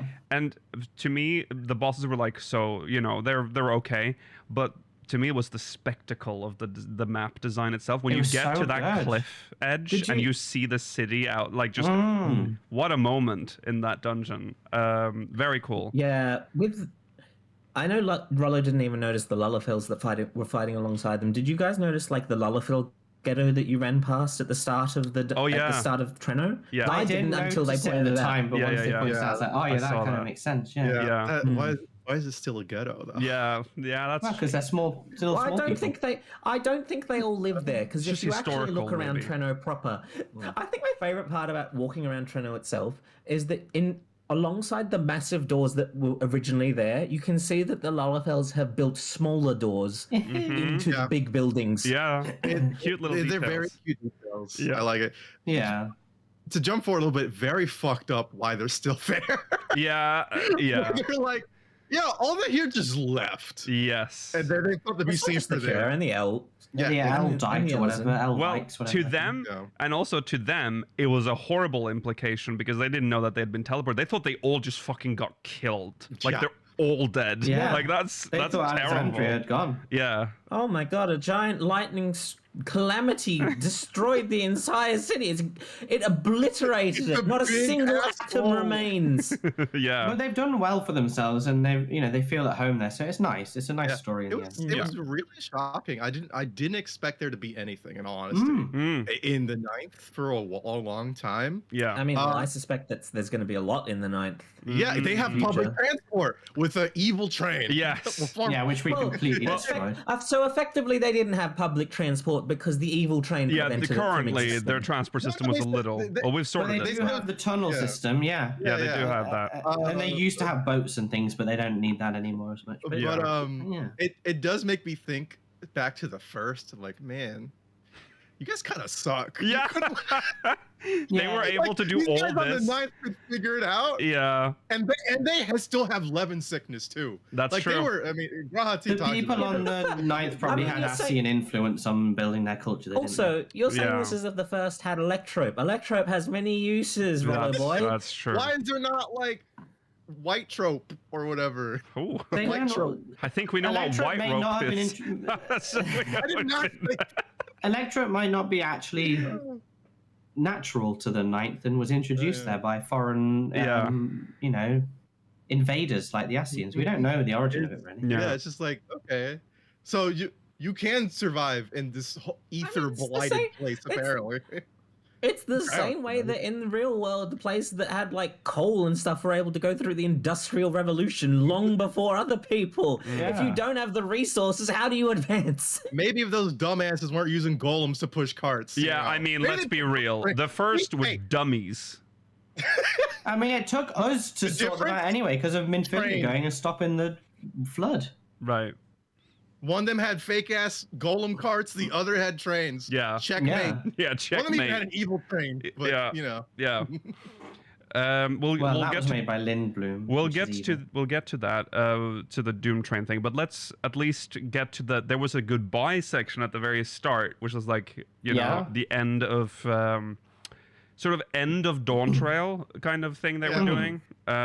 It's the closing of the having it story. This patch and not the last patch, but it's cool. Well, it's the pivot. It makes sense. It's a nice way to be like, we're done with this now. The new story is starting. Yeah. And it was nice. Aaronville going away. I liked it. With the twins. You have no idea where Aaronville is going. I feel like where the twins are going might be relevant in the future. Well, they said what they were doing. They were off to Garlemald eventually. Yes. I liked a little bit of growth that God, what I'm so bad with names today. The cat girl from Dawn Trail. Woklama. Yes, sorry. Oh my God. How could you forget? I'm sorry. I forgot her out of my mind. Because the last time we had a goodbye, when we thought, we were done with Dawn Trail all the time, or that area, she was like, "Well, come on, don't you want to stay?" Yeah. I need you, please. Yeah. Romantically or not, either. I'll take either one. Yeah. It was a very nice goodbye from her. Like it was, she was, it was a proper goodbye, and then she had the whole thing with the kids dragging her off and stuff. Yeah. It was nice. She was just her goofy self. Yeah. Yeah. Now she doesn't ask us to stay because she doesn't, or she doesn't need us. She doesn't. She's grown. She's grown. Yeah. And then Aaronville and Alphino and Alize went off in the tiniest boat in the world across the whole ocean. Well, you know that that's not how it works. They explained that when we first arrived a year and a half ago, Mela. Yeah. Remember? Yeah. It's the door from the Titanic, and they were just sailing off. It wasn't a door. It was paneling from the fucking from what, the 7 chimneys? From the 7 bait. That's bait. Right. Black in the 7 chimneys. I know why BKJJ wasn't there for the goodbye. Yes, sadly, yeah. I would like him to be there so he can have some more voice over time. I think we got a proper goodbye with most of the characters in the last patch. I also don't like when they overdo it with a goodbye, when everyone from the whole cast comes along and says their goodbye, because that's like a little unrealistic. Yeah. No, but Kona should have been there, right? Didn't he? This was a better goodbye than we gave Thancred and Urianger, who just fucked off out of the plot at the end of Dawn. Yeah, where the hell are they? The main expansion. Yeah. They came as quickly as they left. Or left as quickly as they came. There you go. Yeah. That was nice though, yeah. Yeah, it was nice. And then after that, you're sort of set for like, okay, we can focus entirely. You just have the idea. Let's explore the the 9th, and the Queen of a Kingdom just comes with us on a multi-day excursion without telling anyone about what's happening. Yeah, that's funny. She got told off at the end was really funny. Prime Minister dude, he's so pissed. Like, where the fuck are you? He's got baby president. Baby president. No, I think Little Blueberry is Blueberry's in Tulialal. Blueberry's in Tulialal. Yeah. He's training with the Lambsguard. He's not president no more, Arola. I think they made that very clear that he's going for a military career. His term is up. His term is up. Seize the reins of power, baby president. His reign is ended. It's over. Blueberry boy, Well, no more. I actually don't think his reign is ended. The sins of his father. I do think he is still the king of reason. I just don't know. I don't know if they're going to address him, like have him be. He wants to become strong enough to own his father, to pick up his father's sword and wield it. He wants to be strong enough to actually lead. Yeah, because he knows he's not a leader right now. He's out the picture until just so we're clear that they've overcomplicated a little bit now, because now you have a king and a queen that are two different people. They're not married. One is very much, it's very strange. Time traveling queen, Mamulja baby, and Baby Ellison president. Man, who's just prime minister, chancellor. Well, the king. He's like the regent, isn't he? I think of this as like Blueberry and Sveen, the heads of state, and the prime minister is just like he's the political leader. He is the actual leader. I mean, guess, or the political one. Talked about it, I think, in the 7.3 maybe, where it's like they said governance has changed a lot, and a lot more is done by the administrative offices and all that shit. Yeah. So they're constitutional. They're not absolute anymore. I've got no idea what they're doing. I don't know. It's a little unclear, but it's still weird to have okay, I know baby president is a good guy, right? But he's not president. No one voted for him. I'm sorry, he's not president. He's baby president to me. Uh-huh. But he's the kid of the evil dude. Yeah. I like that though. I like that this world is more forgiving than ours. Yeah. Yeah. It didn't seem like he was very liked, and I don't. Our world has a bad habit of killing the children of people that did evil when they have no control over who their parents are. Yeah. Right.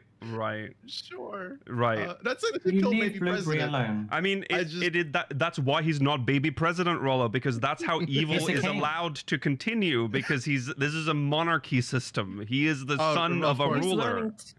He's learning what it's like to be a good president. Good baby president. Okay. King. He's the king of Emperor resolve. Soon. Oh no! Don't I don't think it's Emperor requires an empire. Fucking 7-year-old emperor is an empire at this point. He's gonna forge it through blood and steel and electrope. We are not ready. That'll be the 9.0 We are not ready. You're not ready for baby dictator.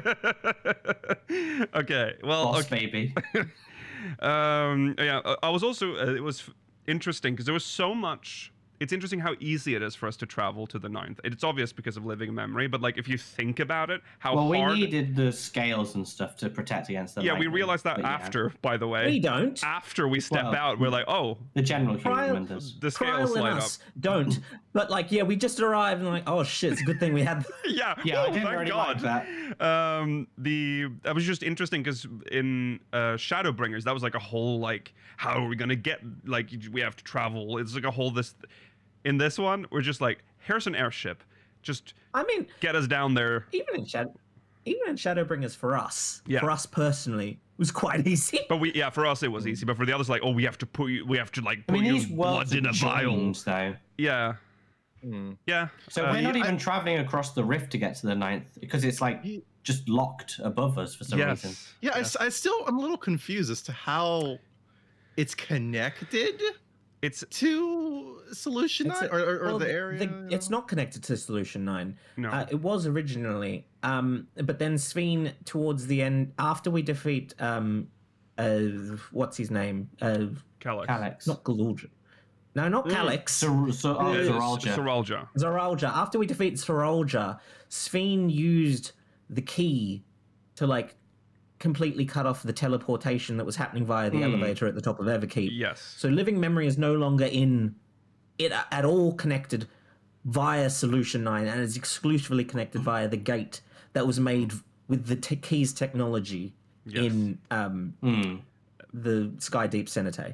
Right. That's where we enter from. It's confusing. It is very confusing. They talk also about it being physically atop. Yes. It used to be. It used to be, so they're just referring to it because world. they used to be able to take the elevator up and then arrive there. But and living memory is still physically above where Solution 9 was on the 9th. They have made it very complicated, but yet it is resolved so easily, sort of, in the story. It's just like, here we are. Yeah, let's take the airship down. About it too much. Well, we are here. Just don't think about it. You can't walk out of here, though. You got to take the airship. You got to take the airship down because the elevators don't work no more. So you got to take the baby airship. It's also very high up. Yes, it is. Yeah. Yes, it's above the storm clouds, which is why it looks nice. Yeah. Compared to everywhere else on the 9th. Yes. Take the elevator up to the ground of another plane of existence. That's what they. It's complicated. We should not think about it. It made more, even though it was complicated before, it is even more complicated now. It's fine. We get there. Well, actually, I would say it's less complicated now. Now that there's only one way to get there. Before, there were like 2 ways of getting to living memory in different locations on I guess that's true. Stard. Yeah, that's true. That's true, actually. Anyways, yeah, we get there, and it was funny. They triggered like the emergency protocol. She has all the power, obviously, Sphene, because she's the queen. And they get the little airship that's blown up and not meant to be a prop like that, but they did it anyway, which is, brave. Good reuse of assets, though. I applaud it. Yeah. Don't do more work. But it is funny that they walked out and then they're like, oh shit, the warding scales are like fucking glowing. Woo! Yeah, I don't see why they didn't not think anything bad would happen on this massive storm thing. Yeah. It's just like, should we get some warding scales to the first, by the way? Yeah. Maybe those guys need it too. Maybe. They're fine. Yeah, no. First, who? They have golem trains. Yeah.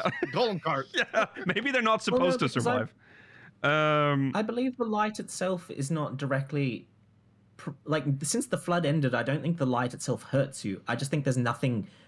If you go out to where the light had afflicted it, there's nothing there, so there's no reason to go there right now. I guess so. Yeah. Let's talk about the. We've sort of been all over the place, but Treno. No. Let's talk about Treno. Oh, okay. We'll get to the train. We'll lead into the train from here, but let's just. It's everything that could, everything that could have been. I'm so glad this Treno exists. It's a great instance. I hope we get to see it again. In regards to when we were talking earlier about how you have those red dots that prevent you from going into a certain direction. Yeah. In the field where we end up fighting the behemoth later as part of the solo instance. If you go there is a line of red dots that goes to a location. That is not relevant at all. No, I thought we were going to go there at some point, so I kind of started making my way there sometimes, and I looked on the map, and so I had to go a different way. So I was like, I got a little conspiratorial when I saw that, because I'm like, are we going to come back here at a different point in time when this will be accessible, or is this just them? I genuinely think this will be useful at some point, and maybe after 8.0, we'll have a Treno restoration, and we'll turn this into a proper dome and enclave type thing, rather than a half rebuilt city. I think that's a little hopium. A little bit that's too much hopium there. But... it's a little bit hopium, but I do think that this zone I think this zone will be relevant in some way, either as a connecting point to zones we'll have in the future, or I just don't think this will be the last we'll have of it. Specifically because unlike Zero's Domain, we can still go back to Treno. Yeah. Yeah. I think it's also they could have just put fallen rubble like many of the other paths. This specifically has the barrier. Yes. Why? Unless we're going back, unless it has a reason. Yeah. They're obviously forward planning with this, so yeah, I'm sure we'll go back to I want to see what's inside City Hall. The details I would like to see inside City Hall. I would like to too. I would like to go to where they play Tetra, whatever it's Tetramaster, but not actually play. I don't want to play Tetramaster, but I just want to go there. Yeah, but play Triple Triad. Because even if you go there, to that dock area, you will see an NPC in the distance saying, "Oh, I wonder when it's going to open for Tetramaster." Yeah, I saw that. I didn't notice them, but there were also coins all around. They might do. The Zodiac coins all around that you collected yes. throughout 9. I wasn't even they weren't even a thought in my mind to look for. So I didn't you have to remember, them, they might do if 8.0 is an expansion with the 9th.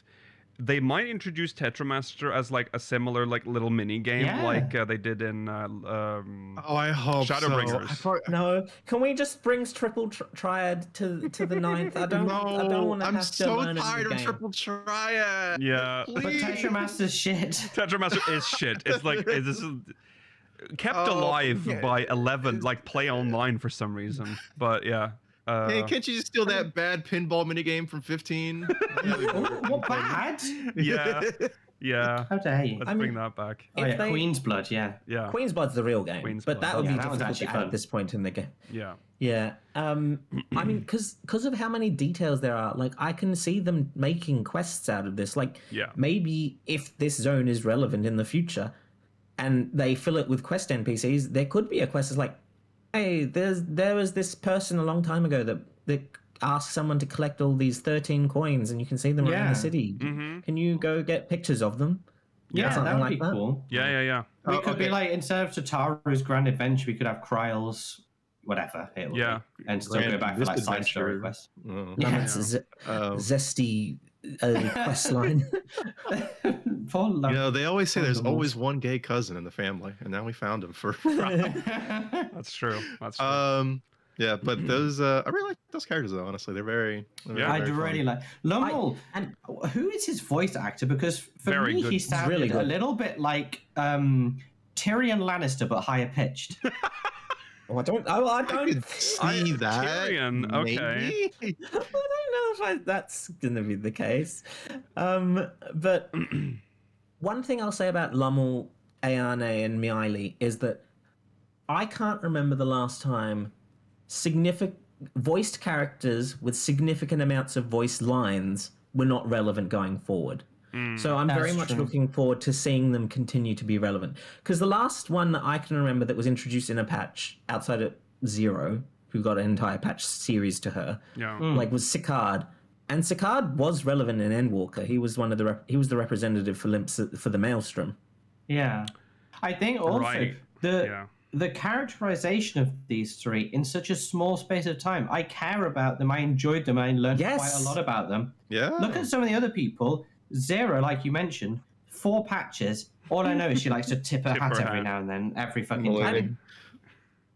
I mean, as much as we might like Wuklamart, you can also say that like people have responded much better to Lummel and Ayane than they ever did to Wuklamart across the amount of time that they covered in Dawn Trail. Mm-hmm. Just you wait. In 8.0, they're going to make it woke. And then they'll be like, no, I don't like him. It's already woke probably because he's gay. Okay, let's just not... we keep saying that because he has like a slight like higher pitch. I didn't even get that. Just because he had he's a little zesty. He's a little zesty. He's a Laravel. They all have high pitched voices. In our spoiler forum, so many people agree with me. Yeah. Our community is slightly coded. We don't know. Yeah, I will say there's a slight bias in our community to like gay code pretty much anyone they can. But everything's gay coded. Everything's gay there. I did not see that. I just realized that when you said he was okay, I guess so, but I don't. You can be zesty and not gay, you know? But yeah, that's true too. I don't know I don't want to think about... he maybe a little bit, but... What he's into. I didn't think it at the time. I mean, if I had to think of a stereotypical gay voice, I guess he kind of lines up with that. That's, yeah, sure. It's not just his voice. What else? Is there a... I didn't get it, but... Does he I mean, I agree with you, Yuri. I think I do. I get what you mean. Sure. Let's just say he's zesty, and I'll just leave it at that. Sure. You know, he's a little funny. Yeah. That's what they say. Okay. Let's move on to the Doom Train then. That's. Oh, actually, my God. One more question for you guys. Yeah. Shard check. Anyone think anyone here is a shard of anybody else from the source? No. Oh. Good question. Well, then Lummel is Horsefont then, surely. Gay. I wish they did more of that. Oh, right, of course. not. I wish they did more of like the if they wanted to do the shard equivalent, which I don't actually like. I think it's a shit system. But if they wanted to do more of that, it'd be fun if they weren't always the same race as well. They aren't always the same race. Whenever they're not, I like that. Yeah, Whenever it's like just the same character again, like Geralt and Grenalt and stuff like that, it's funny. Well, that's played as a joke, and exactly. You know what I mean? Yeah. He's always bald. Wait, no. No, he's the opposite on the first. No, he's the opposite. Yeah, it's funny. Most shards are played as jokes, and I don't mind that. And like, I mean, Hildebrand and Hardy Boiled are probably two of the more different ones that, even though they're the same race, Highlanders and Midlanders are.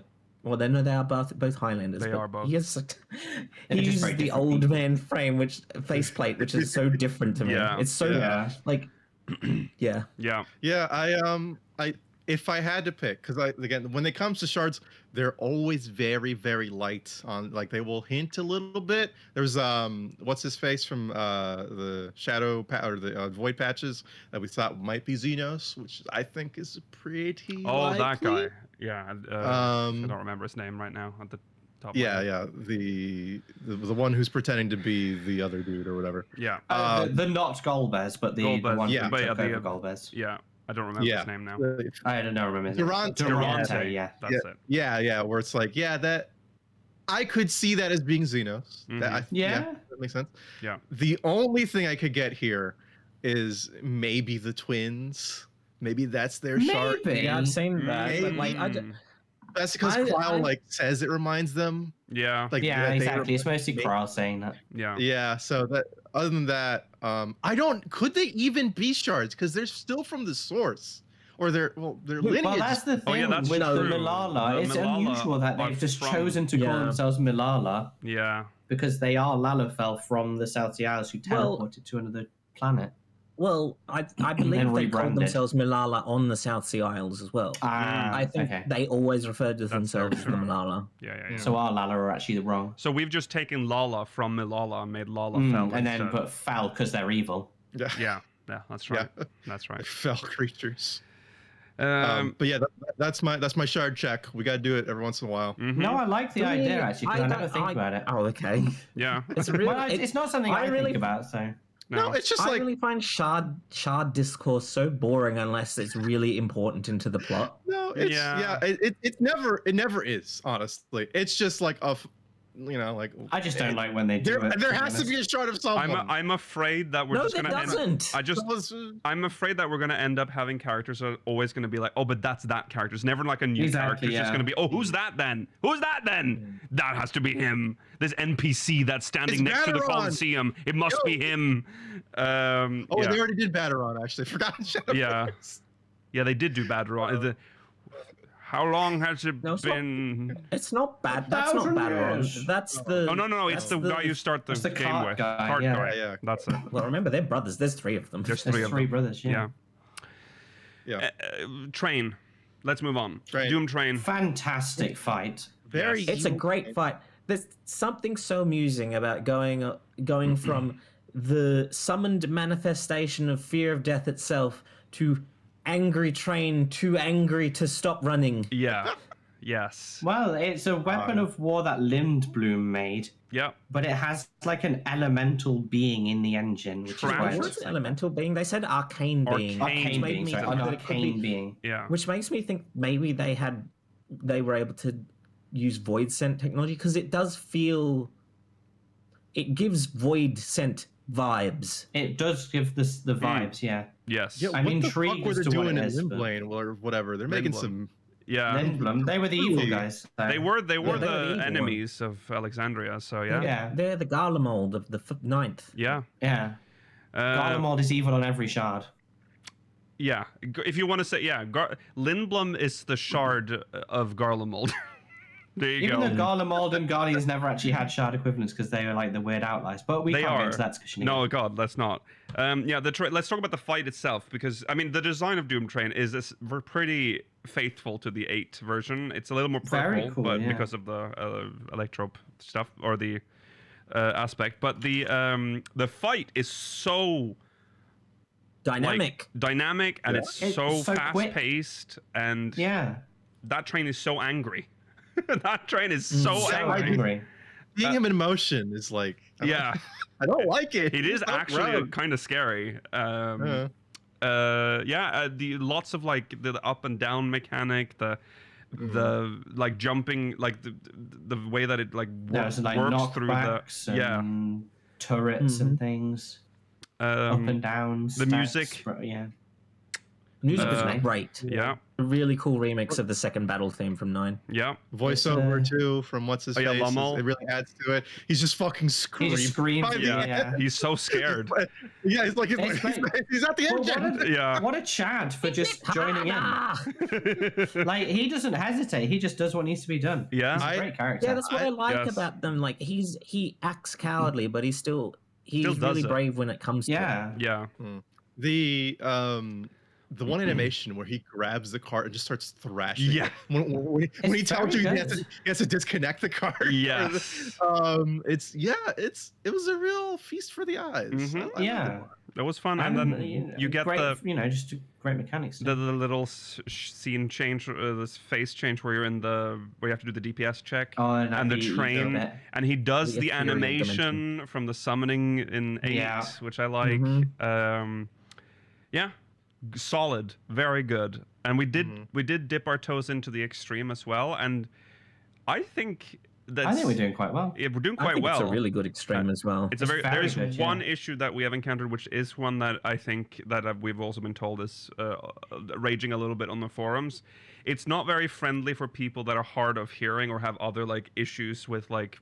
There's essentially a mechanic where there's in that DPS check in extreme. In extreme there are 2 trains, and the second train is in the background. And you have to listen or watch how many times it toots its horn.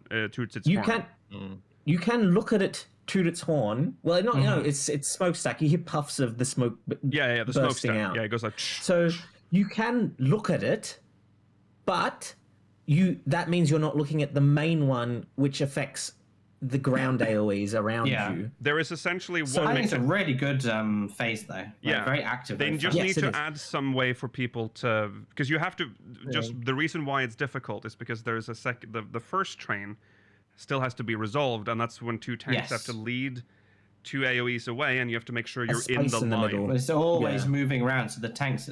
As a tank, it's very enjoyable as well, and it's not often enjoyable for tanks. No. In these fights. So does the audio visualizer work for that? That was I should have. I think it does. Yeah. So I would, if you are struggling with that, I would recommend turning that on. You would see it peak when the toots go off. Yes. So other than that, though, great fight. I do think a visual tell would be beneficial, whether it's like just a flash of the arena, like not a blinding flash, like a soft, but just like a pulse, like a color change of something of the arena that shows like whenever it lets off a smokestack. Yeah.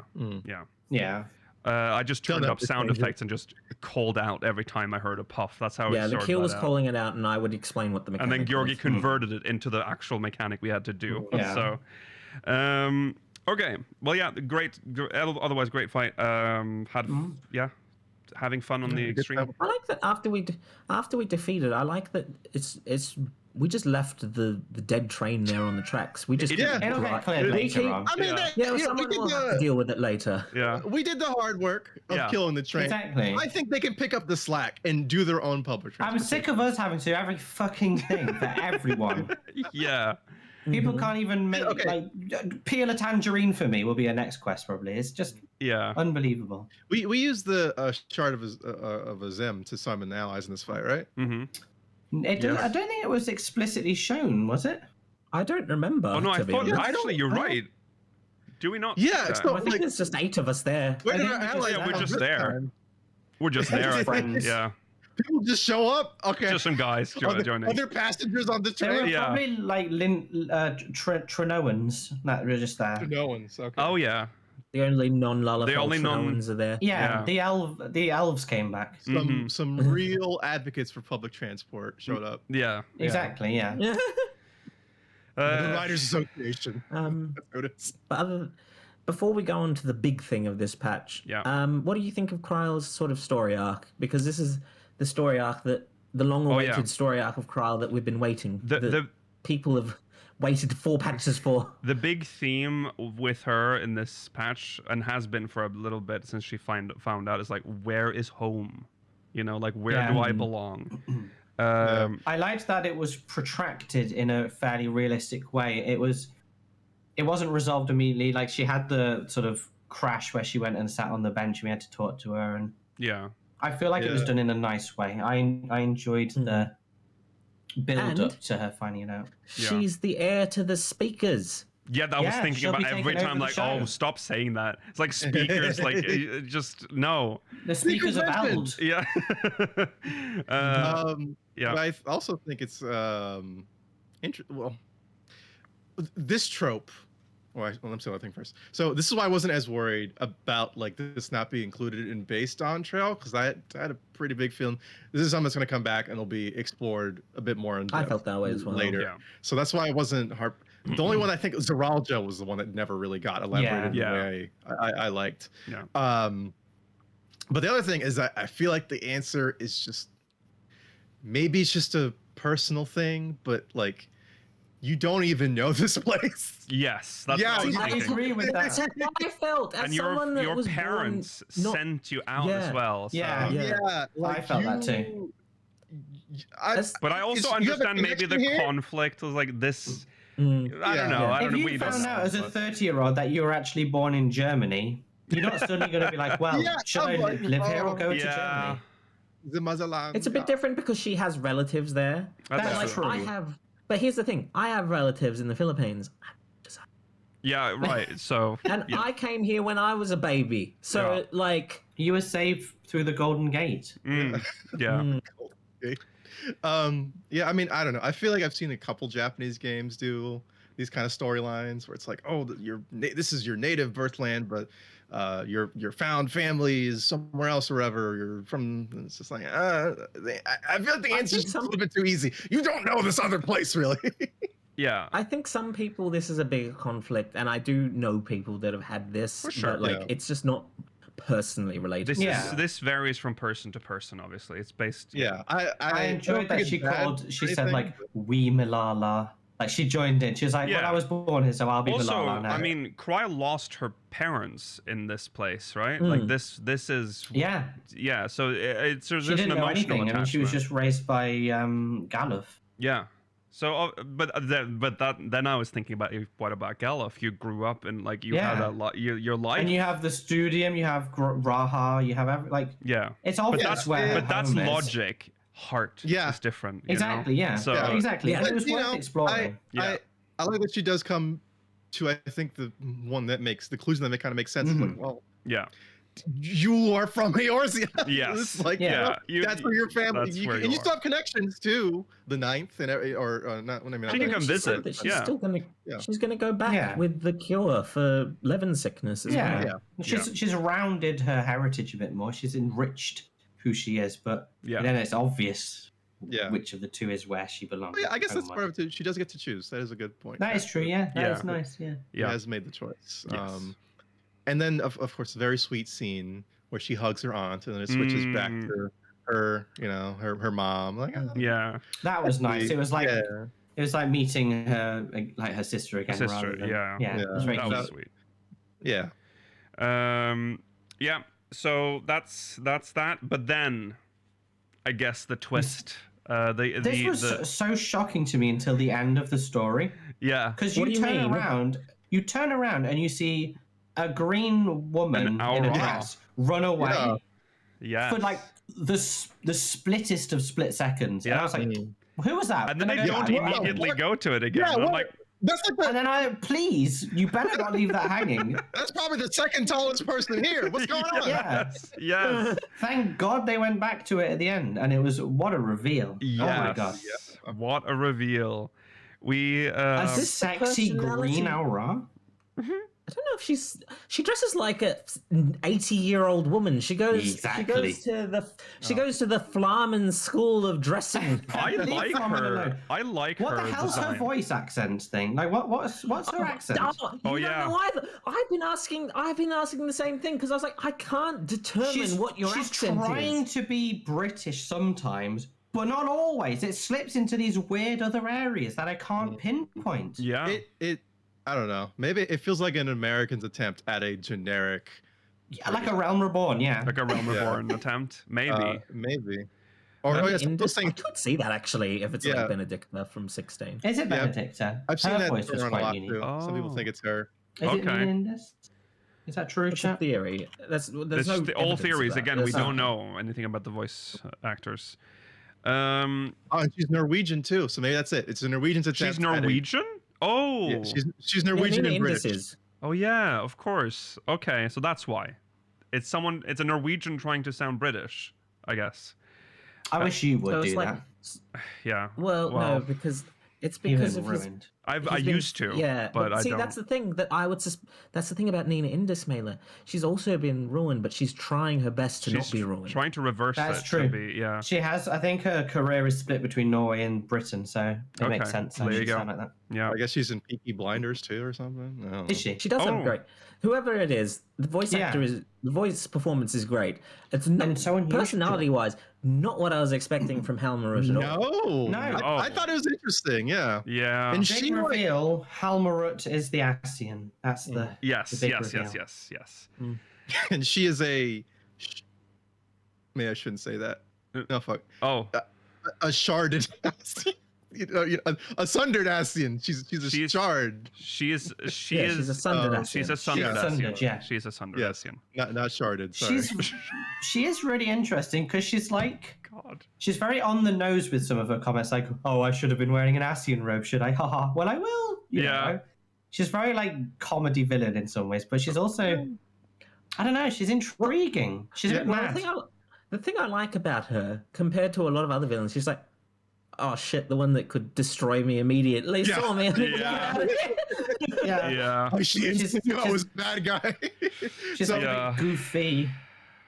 She also deferred so much to Calyx. Mhm. That's what Who I was thought a as well. little Yeah, squirrel, and- by the way. Yes. Let's not He's a ignore. squirrel He's now. like just looked like a teddy bear when she. Yeah. He's a moo.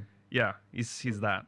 He's that. The most adorable little Calyx ever seen. Mm-hmm. I was picked- surprised that was Calyx, and it's funny that he has to be like that now. Yeah. He was Well, not, he was not the prefers villain it. he was ever going to be. He was offered. She offered to make him a more fitting body, and it's like, ew, disgusting. No, Yeah. Never Yeah. again with flesh. Flesh. Keep me the teddy bear. I want none of that. Yeah. So yeah, it's. And she But I talked think the about way that- winterers. She does. Yes. I think her deference to Calyx is not necessarily a sign that she's different. I think it's more that they're more equal. Yeah. Yeah. Probably. Because I I think there still were times feel where like she in took their control of the relationship, conversation. Yeah, it feels like she's still the more important of the two, I mean, Yeah. she has. but I don't think she's like, Yeah. you know. She had to fill him in on a couple things too, like travel Mhm. stuff. Mhm. Yeah. So it's interesting. I think the relationship is interesting, and I don't Absolutely. think she's necessarily hostile to us. No, too. I don't even No. think she's like an antagonist Well, necessarily. Their Calyx plot is- point is the Winterers are searching for a way to survive what they call the Great Withering, Yep. which is presumably a lot of people have taught, and some of her dialogue also inferred it, is that now that Hydaelyn and the core of the planet's gone, something is happening. Like there's a weakening in ether, maybe, or the shards can no longer be sustained. I suspect- something. Yeah. Yes, I suspect that without Hydaelyn, like, consciously attempting to keep the shards alive, Mm-hmm. they're inextricably being, like, magnetized towards the source in a way that would destroy them. Yeah. Yeah, something bad. Yeah. Something bad is about to Do you happen think to we'll the ever shards. get to be a green Aura? Yeah, that's interesting. She's to a see. custom Aura. So Yeah. And here's the thing about the green. She's my OC. Here's the thing about Green Aura. A long time ago, when Oda was talking about Aura, he mentioned 2 clans. Oh, yeah, and then he you're mentioned a third right. one that he said, and I will not say no more lest Yoshi P scold me. right. Oh, You're right. I do remember that now. So this is yeah. maybe that's it. long time planning for that. 8.0, we're getting new clans.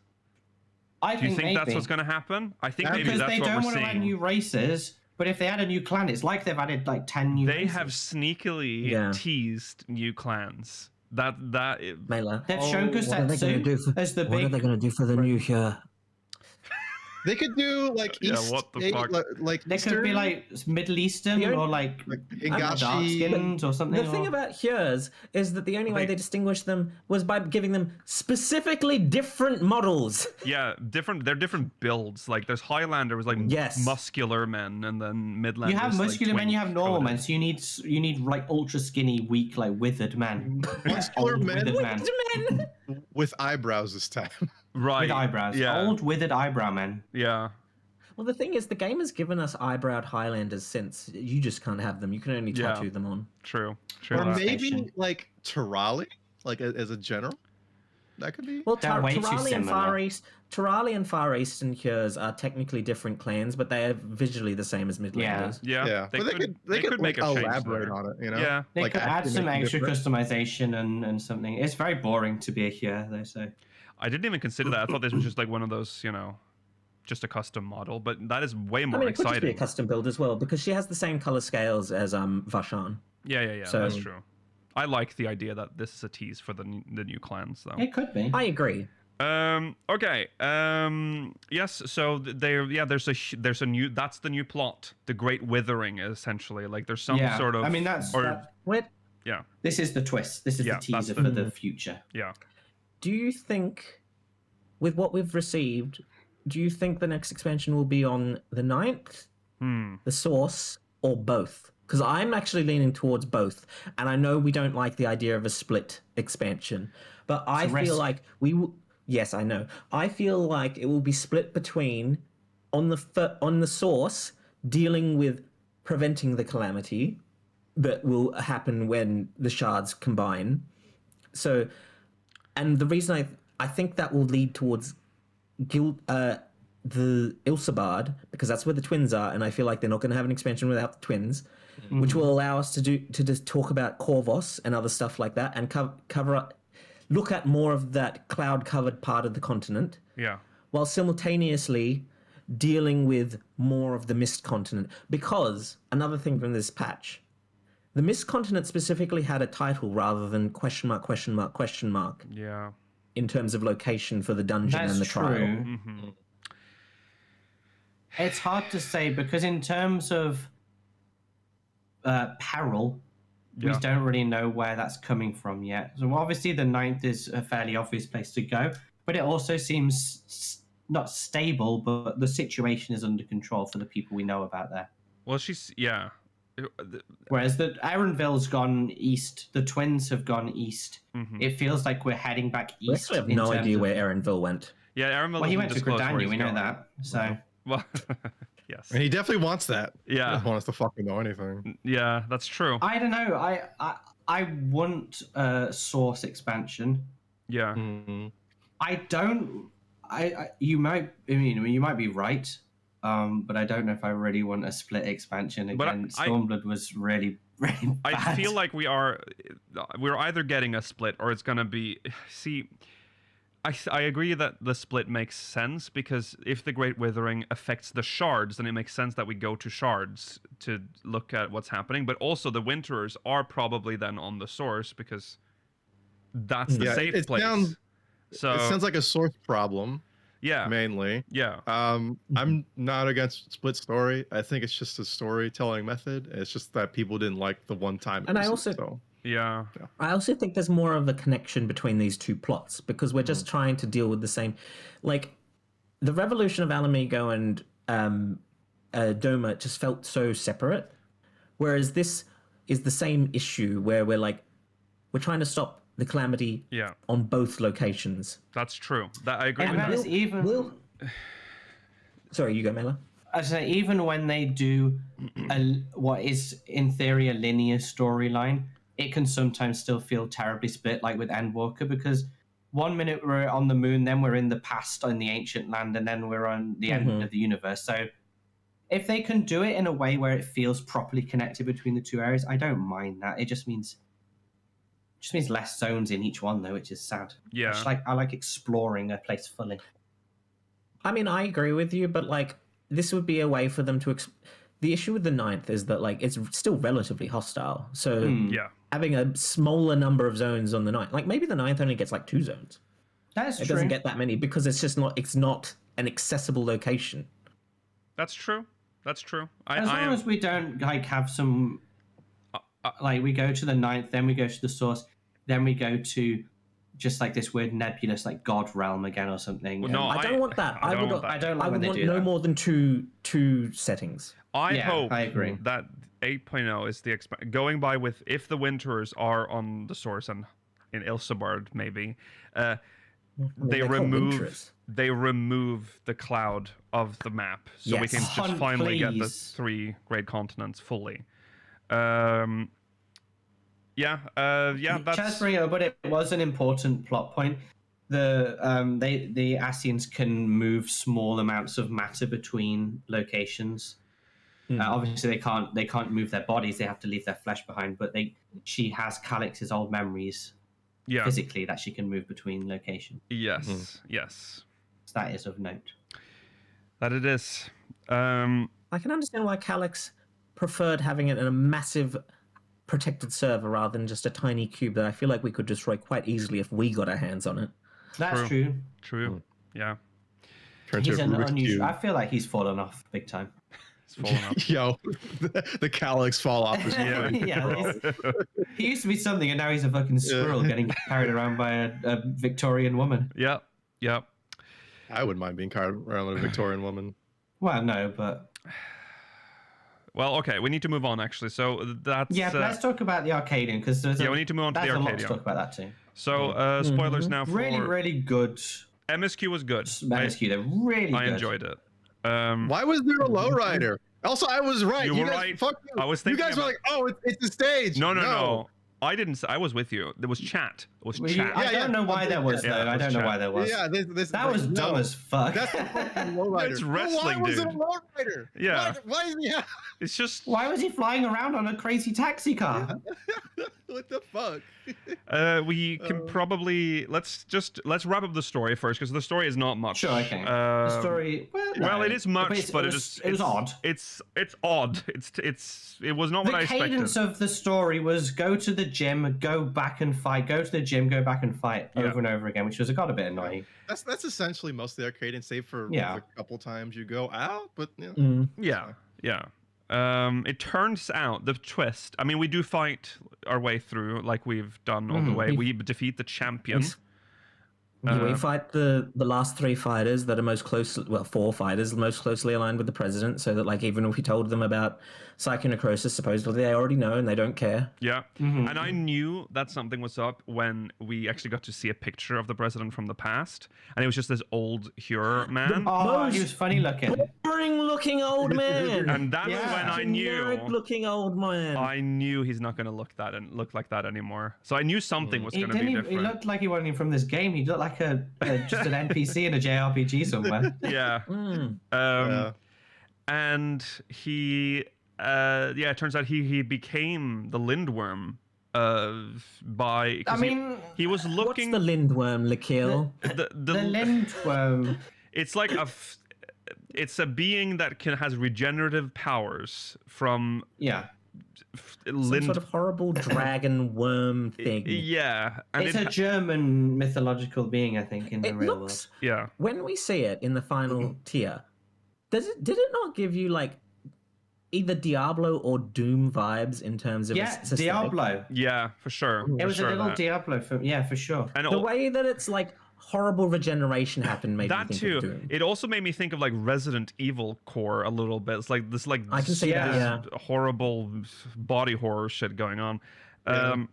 But yeah, so his family or whoever had an artifact which was a Lindworm egg. Yeah. Mm-hmm.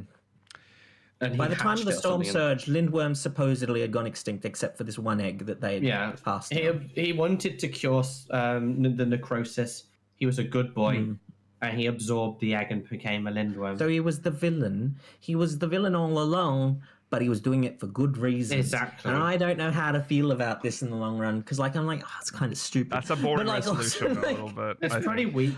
Also, it makes me feel like that this is, of the raids, 8-man raids we've had in this expansion. Not expansion, in this whole game.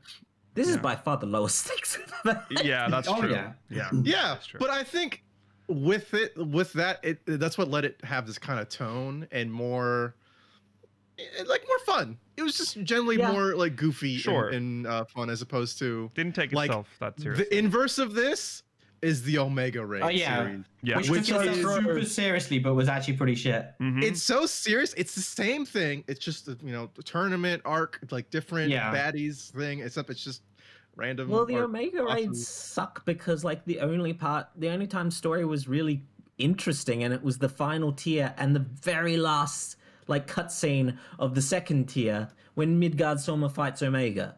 Yeah, absolutely. Yeah, it was.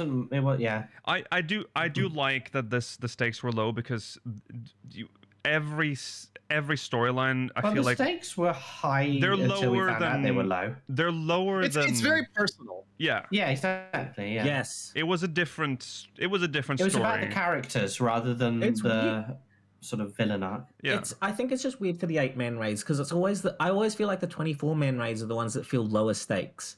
But this time the 8-man raid is like, it's so localized in terms of its issues. Yeah, well, we were wondering if maybe this was all just like everything was just like a show, It was fake. which I think I would have hated more, actually, in retrospect. Well, I think the fact that it's half. See, that's the thing. The fact that it was half all the show still bothers me. Yeah. Sure. That's true. I didn't expect this to happen though. I didn't expect the last boss. But we to be get the that Lindy cool moment at the end when everyone shows up and they do the thing to kill him. I mean, and there's I think that was a unique payoff. song during that, which I That's suspect true. will. Yeah, I suspect the second phase of the final tier of the Savage fight will Probably be using that song, and you'll actually get to fight along all the other Arcadion fighters. That'd be so cool. There's in that last fight though, I feel like you can really tell something's missing in terms of mechanics. Yeah, it's a little nothing. I can tell that there's. I still find it really fun. But I did find all the fights fun, I will say. But I did notice that there's the definitely fights more. were very good, but I felt like absolutely the first and the last ones were the most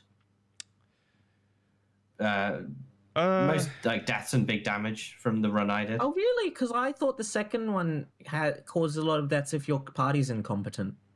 Yes. My party was luckily quite clever at placing the like cones next to each other and stuff, so it wasn't too bad. We weren't idiots. Mine you're wasn't. Right. I think the Tyrant was probably the most nothing of all the fights. like- Oh Yes. yes, And but like, for He felt like a dummy. but for healers, that fight is pretty. Oh, the rough. damage was huge. Yeah. And He does back-to-back raid, like 2 sets of raid rides. Yeah. And the crazy thing about the Tyrant, Yeah. the crazy thing about the Tyrant, not crazy, but like one of the interesting is that it feels the fight starts so slow, but I do think it really ramps up in the second part. You're right there. Like he lifts up one of the platforms and throws it at you. Yeah. It's That's so funny seeing people be on the other platform and fall off. Yeah. It was good going into after the MSQ. I was like, oh yeah, right. The fights in this game can be hard and good though, because Also, like Vamp Fatale was a very challenging fight after doing the MSQ. the DPS check at the start, if your group is not prepared for it, is Absolutely. very strict. Vamp Fatale was the most wipes for any of them for me. I think because people probably weren't ready for. I'd love to say that, Mela. I spent 30 minutes in the Lindworm fight. Oh. Lindworm was healer rough. left. We had a tank who left in the Lindworm fight, and we did 3 runs on Lindworm. I was a little disappointed that Lukiel didn't do it on the day after, Yeah. because I was a wanted bit disappointed to as well, see 'cause I think him that would've been react fun. to when you finally do kill it, and then it comes back alive. I was like, Yeah. that's kind of cool. Yeah. That's cute. Yeah, but that's at that point I'm like, ooh, these like little The tiny damage more, output though. was huge. Yeah. It Like, was, but pretty it's like there wild. wasn't as much going on. I know it's just normal mode, so they gotta save for something. Like I liked the get a little bit more. Yeah. I liked the cruel ring or whatever it was called, where it span around at the end. That one's cool. Yeah, I think that's a The really special. cool. That I was- get the feeling. Do people not understand how it decides where the opening's going to be? It just Is it- spins it around just- clockwise. It spins around clockwise a quarter of the circle, but like, Yeah, I yeah. often feel like I've done it a couple times now because of the normal raid roulette. I feel like people don't realize that, and they stand in the circle a little bit Agreed. before they realize, oh damn, it's safe, we can run. Yeah. Yeah, And I sometimes was they're so too late, confused. unfortunately. Yeah. When Yeah. it spawns, I'm look s- at where it's first spawned, and then turn a quarter of to the right and run that way, and Yeah. you'll win. You Yes. just- Yep, it's yep. hard. Yep. I did see someone gets crushed by that, though. I did think it was funny. Oh, Yeah. that's pretty funny. Music. I really liked I mean, we've fights. already praised the music. Oh based my god, on the music live was letter, but like the we're music actually was hearing all it. Fantastic. Again, I really like the Tyrant's theme. I was like, oh yeah. Oh, that's long interesting because live the the Tyrant is king. probably my least favorite theme, but that's not even like an insult. Like I really They're all like good. all the songs from this They tier. were good, yeah. Yeah. They were really good. Yeah. Like the Extremes theme is my favorite. There's something that takes me back to the 2000s that I really like about it. Yeah, the Extremes and also the Lindworm one. Oh my god, dude. It's like Well, everything burns, yeah. yeah. Dude, I would be I mean, I am all over that, but I would be all over that as well in my teens for sure. oh yeah. I know exactly what you're looking at. Yeah. I do really like Everything Burns. I think one issue to it, and I think other people have noticed about, other people have talked about this online, is that you can tell it's not designed by someone that makes music for video games because I don't think it loops well. That's a fair point. The loop is clean, but I think it's too repetitive, especially listening to it for 30 minutes. I think even listening to it for 10 minutes, it is too it doesn't have enough changes that you expect. And there was a video of Tom Morello and the other guy reacting to Soken's music, and one of the things they mentioned about Soken's music is that it evolves a lot over a short period of time. Yes. Which is the case with this. That's true. Because he makes game music, so he knows what has to happen. Yeah. It's still good. It's still really good. I really like it. I've listened to it a lot outside of the game. I just think you can tell it's not designed for a video game. I understand. Yeah, that, I see that, of course. It's a good song, but it may not be a great loop fucking song. The what's their faces? The twins, their theme. Oh yeah, the butt rock. It's not so butt rock. It's butt rock adjacent. It's not butt rock. It's fucking. It's early. It's mid 2010s. It's mid 2000s pop punk. It's closer to MCR, but not exactly MCR. But it's got like that. I was like, reminded of MCR Avril Lavigne. A part of the hook there is almost as from like Welcome to the Black Parade. I hear it every time the song plays. I hear it. I know exactly what you're talking about. Yeah. The Mirror, which is the name of that song, it's by far the song I've listened to the most. Okay. But that's that. Those are the fights. What do we think now that the Arcadion is done in general? Was this a good raid? I mean, fight-wise, it was very good. Yeah. Probably my biggest critique is the presentation of the last boss is very flat. Like you finish the fight with the tyrant, and then you just walk in. It's like, oh, he's there. Yeah, he's that's a big true. worm. It felt like they were just like wrap it up, you know? Yeah. I was like no. I was more so talking about the fact that this is only the second fight, other than the Brute Abominator, that doesn't have a voice, that doesn't talk to you as you fight. Yes. The fact that I never hear the president's voice was really disappointing to me. Yeah, and the what's his face, the Lalafell, they don't have as many voice lines in that last fight either. No, you're right. Which kind of adds like it feels like there's something missing in the normal.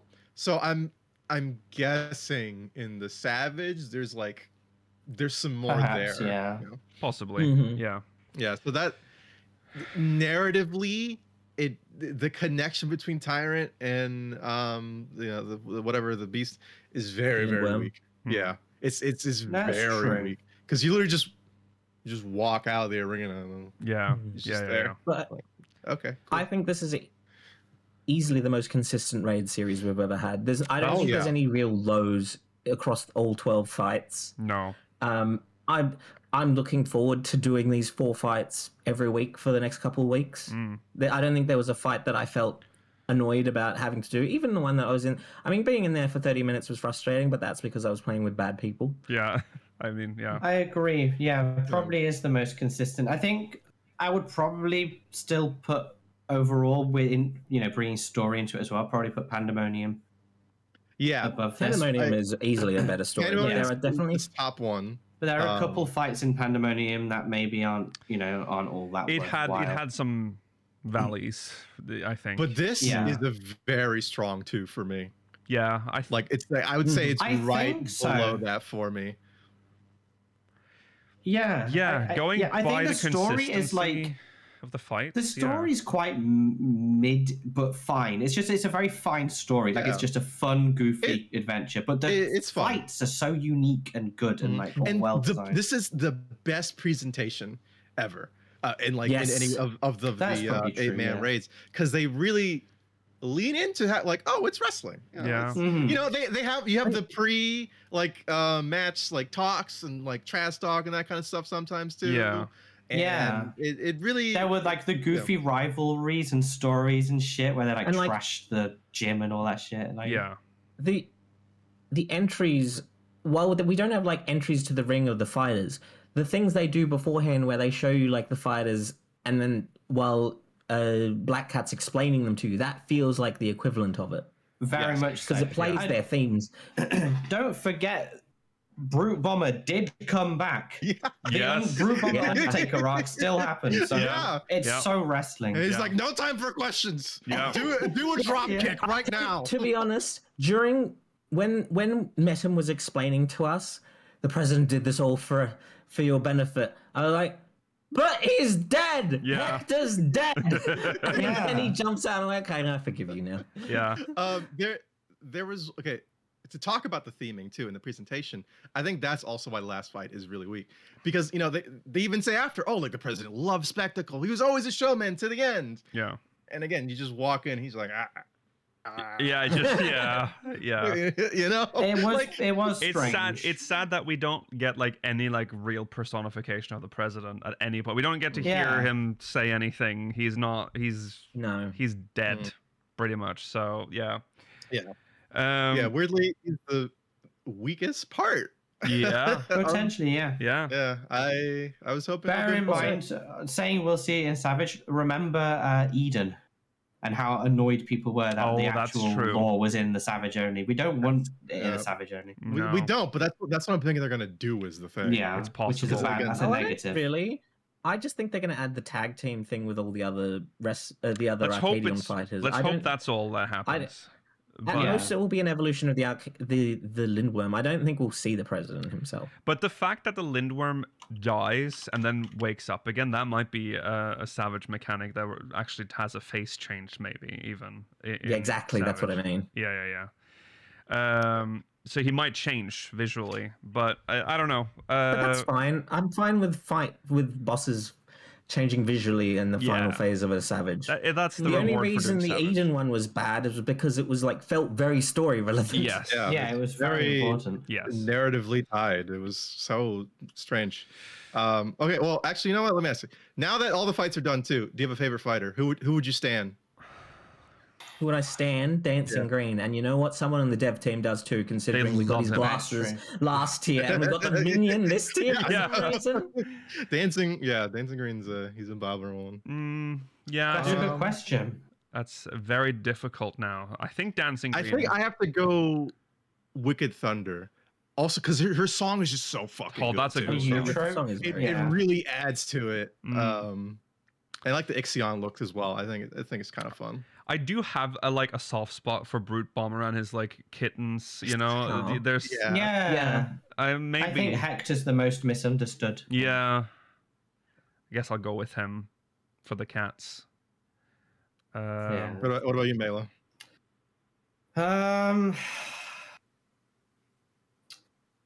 I don't know. I think you've all picked kind of them. The best we can pick the same. We can pick the same one. Yeah, that's fine. I'd probably agree with Lucian and pick Hector because I think he feels very wrestling.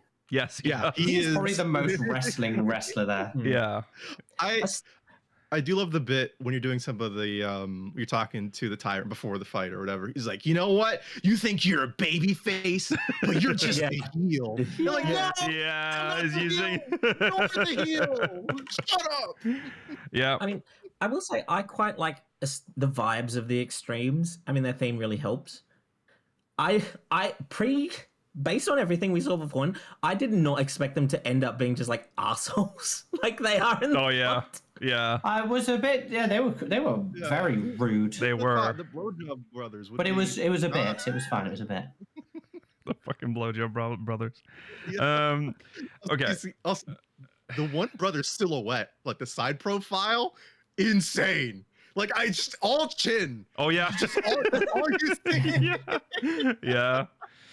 Okay. Well, yeah, we need to wrap up though. But Arcadion, good. It was fun. It was just a fun, very romp. fun. Yeah. Very vibey. Yes. Yeah.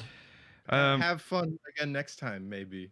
Yes. Let it be a little goofy. Don't be afraid to be I'm goofy. worried that we'll go back to like not having a unique song per fight, and Yeah. like you've spoiled me now. Yeah. Oh, and then the reactions in the fight too. Those are so fun. Like the announcer. I hope they keep some of think this, in the somehow. I want the unique songs and all that, but I'm ready for an MSQ focused 8-man. Mm-hmm. Yeah, more serious. Yeah.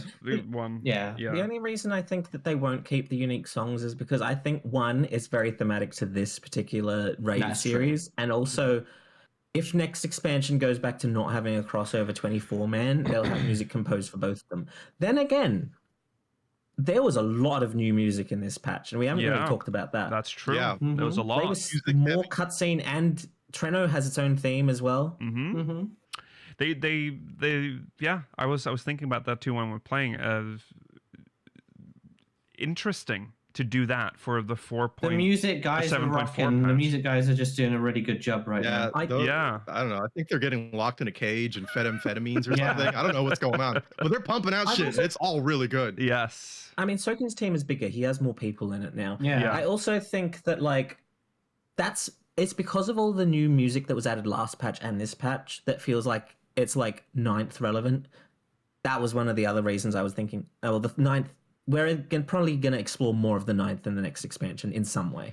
Yeah. It's very it's very possible. It also shows how much new music elevates the experience, because That's true. Used to be so tired every time they play the fucking bad thing is happening theme or like some mysterious Asian music. You know what brought me out one time this patch? What? The one time it's not in the MSQ. There's one time in the Arcadion story where they play Machinations. Oh yes, as you're about to head into the Get that out of here. Into the Arcadion, and I'm like, no, don't take me back to where I'm reborn. Bad things are happening. Yeah, they do this every once in a while too. But I really love that, like. So in the in the Arcadion, you get the intro. It plays their music as well. It's like, yeah, I'm the best. And then you go back to Overworld. The music still plays, and then when you cue into it, the music also continues as well. Yeah. I'm like, it feels so connected. It's so good. It's very good. Yeah. So that's Arcadion. We do need to wrap up. I mean, we can do these very quickly, seeing as I don't see any reason why we'd bring these up at any other point. I don't have a slide for this because I wasn't sure we were going to make it, but I don't have much to say about any of them. No, there's some miscellaneous. There's three bullet points here. So Air Force One has a new map. I've not managed to do it yet. It's basically the same. It's the same as old Air Force One. I've tried 2 of the 3 new variations. I assume there's 3 variations because they're 3 variations of the Gold Saucer one. One of them you're going through the tunnel and then you're shooting at ghosts, and then in the other one is the one with the Kraken. Okay. The problem is, it's the targets. You're just hitting the targets. You're not hitting the enemies. Right. They're just there for flavor, unfortunately. Yeah, I mean, I don't know. I didn't expect anything less. I'll tolerate the. I hope you weren't expecting anything less. No, but it's like my expectations were set. It's Air Force One. It's not going to be anything else. Yeah, just a new map, which is nice. We wanted that, so that's good. Yeah, makes it more interesting. Okay, so actually, this one is probably the one we're going to discuss the longest, but we need to keep it tight here. Do Occult Crescent first, then. Oh yeah, sorry, yeah. Let's do Occult Crescent first. I don't have much to say about Occult Crescent. There's nothing new except the new jobs. No, Dancer feels fine. It was as we feared. It was just new jobs. Just new jobs. But this is the first time we've gone in there since they did the gold and silver coin increases, and that's insane. Good lord, dude! You get to if you get a gold chest, you can immediately afford one of the new gold jobs. So you get like 3,000. You don't have to farm gold anymore. Gold. You just farm chests. Yeah. Oh. Also, I forgot how good it was for tomestones. Right. That is really good for tomestones. That too. Yeah. It's a shame there's not much to do in there. Yeah, that's the problem. Because they didn't add anything new. Up, man? I'm sincerely hoping that this is dipping our toes for the next phase of the relic. very disappointed at the fact that it seems like the story is going to be pretty much as shallow as we feared. That we're not, unless the next part has like so much more story. I'm going to be very disappointed with what they kind of fumbled this one, I think. But I'll save that until we get the North Horn. But yeah, until so we far. see more. Yeah. Did you sell that carrot yet? Yes, I did sell the carrot. It was. Did you like the price? Yeah, I think it was it almost 3 million? I think I sold it for Ridiculous. Yeah. It's pretty good. Man, they included the jobs in the base patch, which is crazy, right? That makes me think like they really just wanted to slip it in there so no one's like, oh, this is the 0.456 patch. Yeah. And you just added jobs. I don't know what they were thinking here, but I do believe we have to remember that the relic quest has not been added yet. So I think they're trying to just keep that going, but it's not right. It doesn't feel good. It was weird because we went back there and it's like, oh yeah, unlock the new jobs, but for what fucking purpose? What am I doing this for? There's no end goal here. It's I think they might have missed on really hard on the big group content that they really hyped up this expansion. Like, okay, it's a return to big group content, guys. Well, you got crafting together on planets, and you got big zones. Yeah. I so disagree with you on cosmic exploration, but that's not today. Yeah, let's not talk about that today. That's a different discussion. But yeah, Occult Crescent, not much to say. They didn't really change anything. Our criticism pretty much still stands about Occult Crescent. The new jobs are fun, I guess. But yeah. All right. Warcore Churte, this one has there's some murmuring here about this map, and I feel like I recognize it from Rival Wings, the first map there, where Astragalus? where it's like it's too. Have you seen people saying it's unfair? It's both. I've seen both unfair, difficult to navigate, too big, difficult to navigate, and too small. So I've seen it all. No one's happy on the people that are happy. It's just I'm sorry. PvP just sucks in this game. I think people just don't know how to play on this map yet, because I feel like it encourages you in splitting up your alliance more compared to other front lines. Yes. Because I think there's a benefit to sending like a group of 8 over here, a group of 8 over here, a group of 4 there, just to get a triumph. And if the other alliance has sent a larger group, you back off. Yeah. You go combine with another one of your alliance's groups.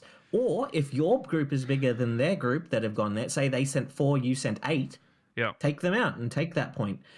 But I think people are just so conditioned to move as a massive group. Because I see.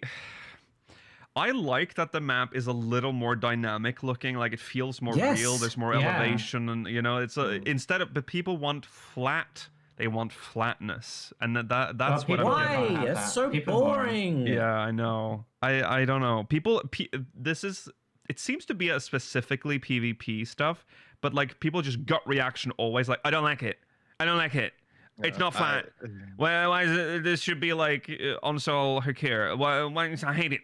It's always that, and I just give it some time. It's been out for a week, I think it's just because if they can come up with any other reason to excuse why they keep losing, they will take that. I can't watch my Netflix while I play this. I have to look where I'm going.